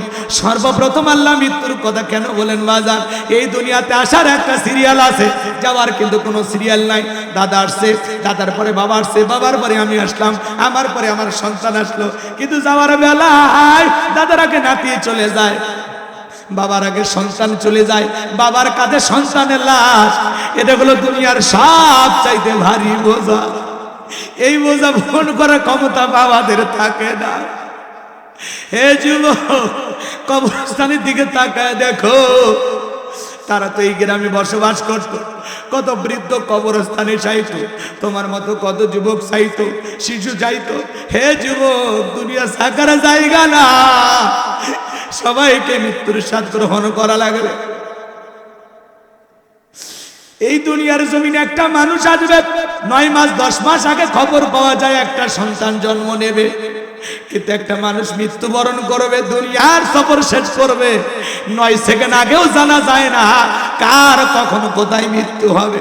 হে যুবক, তুমি কি মনে করো মৃত্যু থেকে পালাইয়া বাঁচতে পারবা? পারবা না। আল্লাহ বলেন, আইনামা তাকুনু ইদরিকুমুল মাউতু ওয়ালাউ কুনতুম ফি বুরুজিম মুশাইয়াদা। সূরা নিসার 78 নম্বর আয়াত। আল্লাহ ডেকে বলেন, যেখানে থাকো, যে অবস্থায় থাকো, মৃত্যু তোমাদেরকে ধরবেই। মৃত্যু থেকে পালানোর কোনো রাস্তা খোলা নাই। আমাদের সবাইকে মৃত্যুর স্বাদ গ্রহণ করা লাগবে। হে বাজার, দুনিয়া থাকার জায়গা না, আমরা কেউ চিরকাল বেঁচে থাকবো না। মৃত্যুর যন্ত্রণা যে কত কঠিন রে যুবক। আল্লাহ নবী ইদ্রিস আলাইহিস সালামকে জিজ্ঞাসা করা হয়েছিল, ও আল্লাহ নবী ইদ্রিস, আপনার কাছে মৃত্যুর যন্ত্রণা কেমন মনে হয়েছিল? আল্লাহ নবী ইদ্রিস আলাইহিস সালাম ডেকে বলেন, শোনো, জ্যান্ত ছাগলের গা থেকে চামড়া খসাইলে ছাগলটার যেমন কষ্ট হয়, আমার কাছে মৃত্যুর যন্ত্রণা তার চাইতে বেশি কষ্টকর মনে হয়েছে। মৃত্যুর যন্ত্রণা কত কঠিন, কত ভয়ঙ্কর। এ বাজা, আপনার আমার প্রিয় নবীর ইন্তেকালের সময় নবী আমার দুনিয়া থেকে বিদায় নিয়ে যাবেন, ফাতেমা চোখের পানি ছেড়ে দেওয়া জোরে কান্না করে। নবী আমার ডেকে বলে, মা ফাতেমা, তোর চোখের পানি আমার সহ্য হয় না রে মা, আয় আয়, তোর কানটা আমার মুখের কাছে লাগায় দে। হযরতে ফাতেমা কানটা মুখের কাছে লাগায় দিলেন। নবী কি যেন বললেন, হযরতে ফাতেমার কান্না বন্ধ হয়ে গেল। আম্মা জান আয়েশা জিজ্ঞাসা করেন, আমার মেয়ে ফাতেমা, তোমার আব্বা জান কি এমন বলেছে মা, যার কারণে কান্নাটা বন্ধ হয়ে গেল? হযরতে ফাতেমা ডেকে বলে, মা, বাবা আমাকে বলেছেন বাবার ইন্তিকালের পরে সর্বপ্রথম বাবার সাথে আমার সাক্ষাৎ হবে। বুঝতে পেরেছি মা, বাবার ইন্তিকালের পরে বেশি দিন দুনিয়াতে আমাকে থাকা লাগবে না। আমার ভাইয়েরা, জিবরাইল আসলেন, নবীকে সালাম দিলেন, আসসালামু আলাইকুম ইয়া রাসূলুল্লাহ ইয়া হাবিবাল্লাহ। হুজুর, নবী গো, আল্লাহ তাআলা আপনার শরীরের অবস্থা জানতে চায়। আমার নবী বলে, আল্লাহ জানার পরেও যেহেতু জানতে চায়, জিবরাইল যাও জানায়া দাও, আমি নবী আগের চাইতে অনেকটা ভালো আছি, আলহামদুলিল্লাহ। কিছুটা সময় পরে আবারও জিবরাইল আসলেন, নবীকে ডেকে বলে, নবী, আজকে আসমান থেকে আমি একা আসি নাই, আমার সাথে আরেকজন ফেরেশতা এসেছেন, যার নাম হলো মালাকুল মউত। যেই মালাকুল মউত দুনিয়ার কারো বাড়িতে ঢোকার পারমিশন লাগে না, অনুমতি লাগে না গো নবী, আপনার অনুমতির অপেক্ষায় দাঁড়িয়ে আছে। নবী আমার অনুমতি দিলেন, মালাকুল মউত ভিতরে প্রবেশ করে নবীজিকে সালাম দিলেন, আসসালামু আলাইকুম ইয়া রাসূলুল্লাহ ইয়া হাবিবাল্লাহ। হুজুর, নবী আমার সালামের জবাব দিলেন।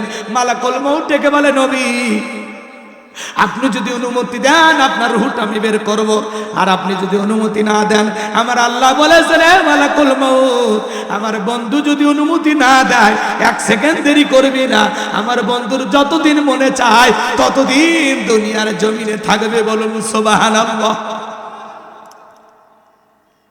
আমার নবী বলে, মালাকুল মউত, এরপরে কি আর কোনোদিন আসবি না? মালাকুল মউত ডেকে বলে, নবী, যেহেতু জীবন আছে, আপনার মৃত্যুর স্বাদ তো অবশ্যই আপনাকে একদিন গ্রহণ করতেই হবে। জিবরাইল বলে, নবী, আল্লাহ তাআলা আপনার দিদারের ইন্তজাম করতেছেন। নবী আমার ডেকে বলে, মালাকুল মউত, যেহেতু আরেকবার তোমাকে আসতেই হবে, তাহলে ঠিক আছে, যাও, আর তোমাকে দ্বিতীয়বার কষ্ট করা লাগবে না, আমি তোমাকে অনুমতি দিলাম, তুমি আমার রূহটা বের করতে পারো। এইবার মালাকুল মউত বিশ্ব নবী রূহটা বের করার জন্য যখন বুকের উপরে হাত রেখে দিয়েছে, নবী আমার 2 চোখের পানি ছেড়ে দিয়ে কাঁদে আর বলে, মালাকুল মউত রে আজরাইল, তাড়াতাড়ি বুকের উপর থেকে হাতটা নামায় না। হে মালাকুল মউত, আমি তো আর সইতে পারি না, তাড়াতাড়ি আমার বুকের উপর থেকে হাতটা নামায় নাও।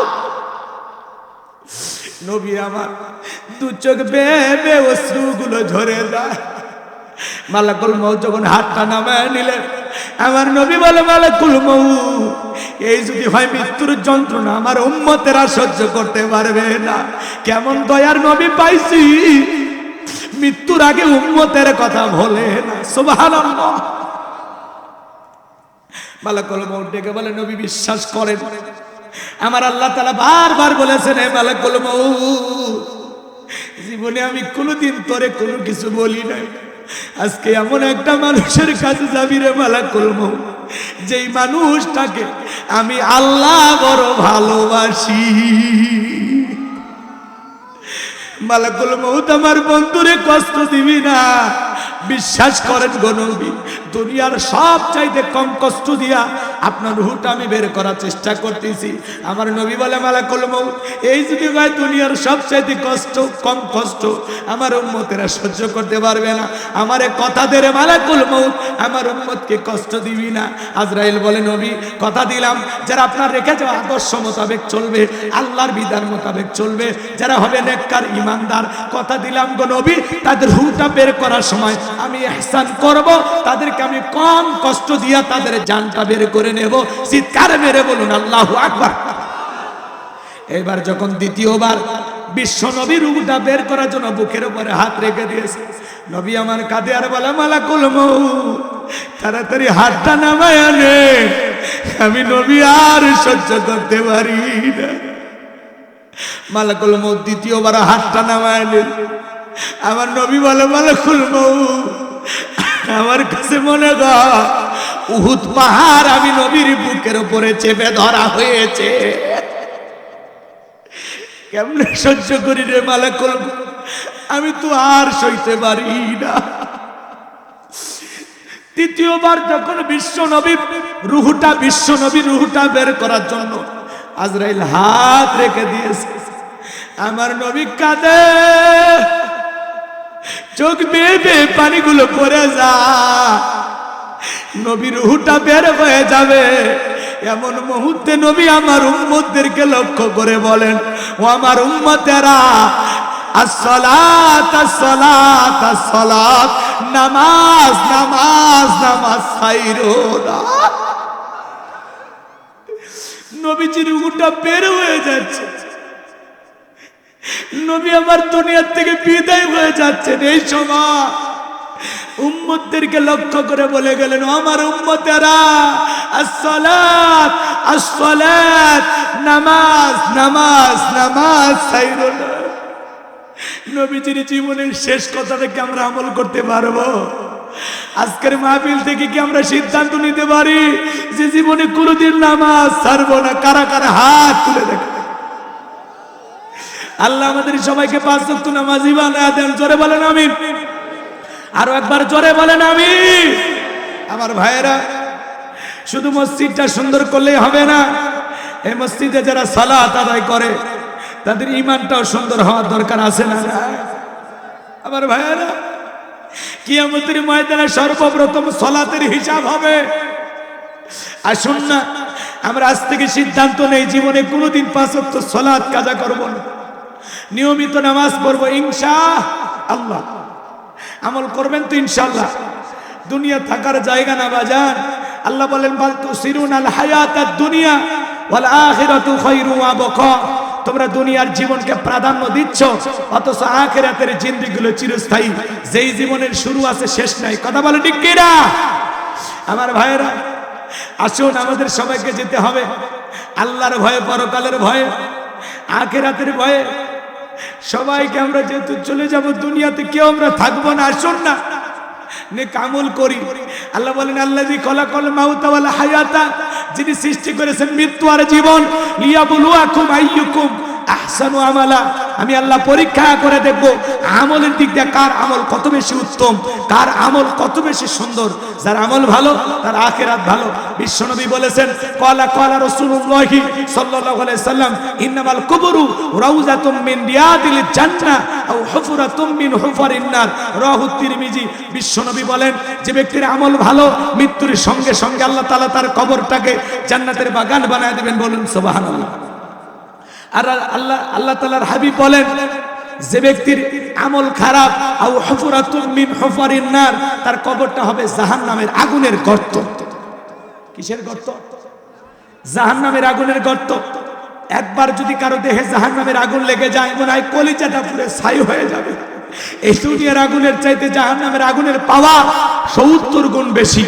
এজন্য ভাইয়েরা আমার, আল্লাহকে ভয় করুন, পরকালকে ভয় করুন, নিজের জীবনটা নেক আমল দিয়ে সাজাবো তো ইনশাআল্লাহ। আজ থেকে নামাজ ছাড়বো? জোরে বলেন নামাজ ছাড়বো না। শুধু মসজিদ সুন্দর করলে হবে না, এই মসজিদে যারা নামাজ পড়বে তাদের ইমানটাও সুন্দর হওয়া লাগবে। মসজিদের উন্নয়ন করবে, মাহফিল করলে হবে না, ইমানের উন্নয়ন করবে, মাহফিল করা লাগবে। মসজিদের জন্য কালেকশন করলে হবে না, মুসল্লিও কালেকশন করতে হবে। কথা কয় না ভাই। শুয়ে পড়ছেন, চলেন বাড়িতে যায় ঘুমায়। এ জায়গায় ঘুমাইন না, অসুস্থ হয়ে পড়বেন।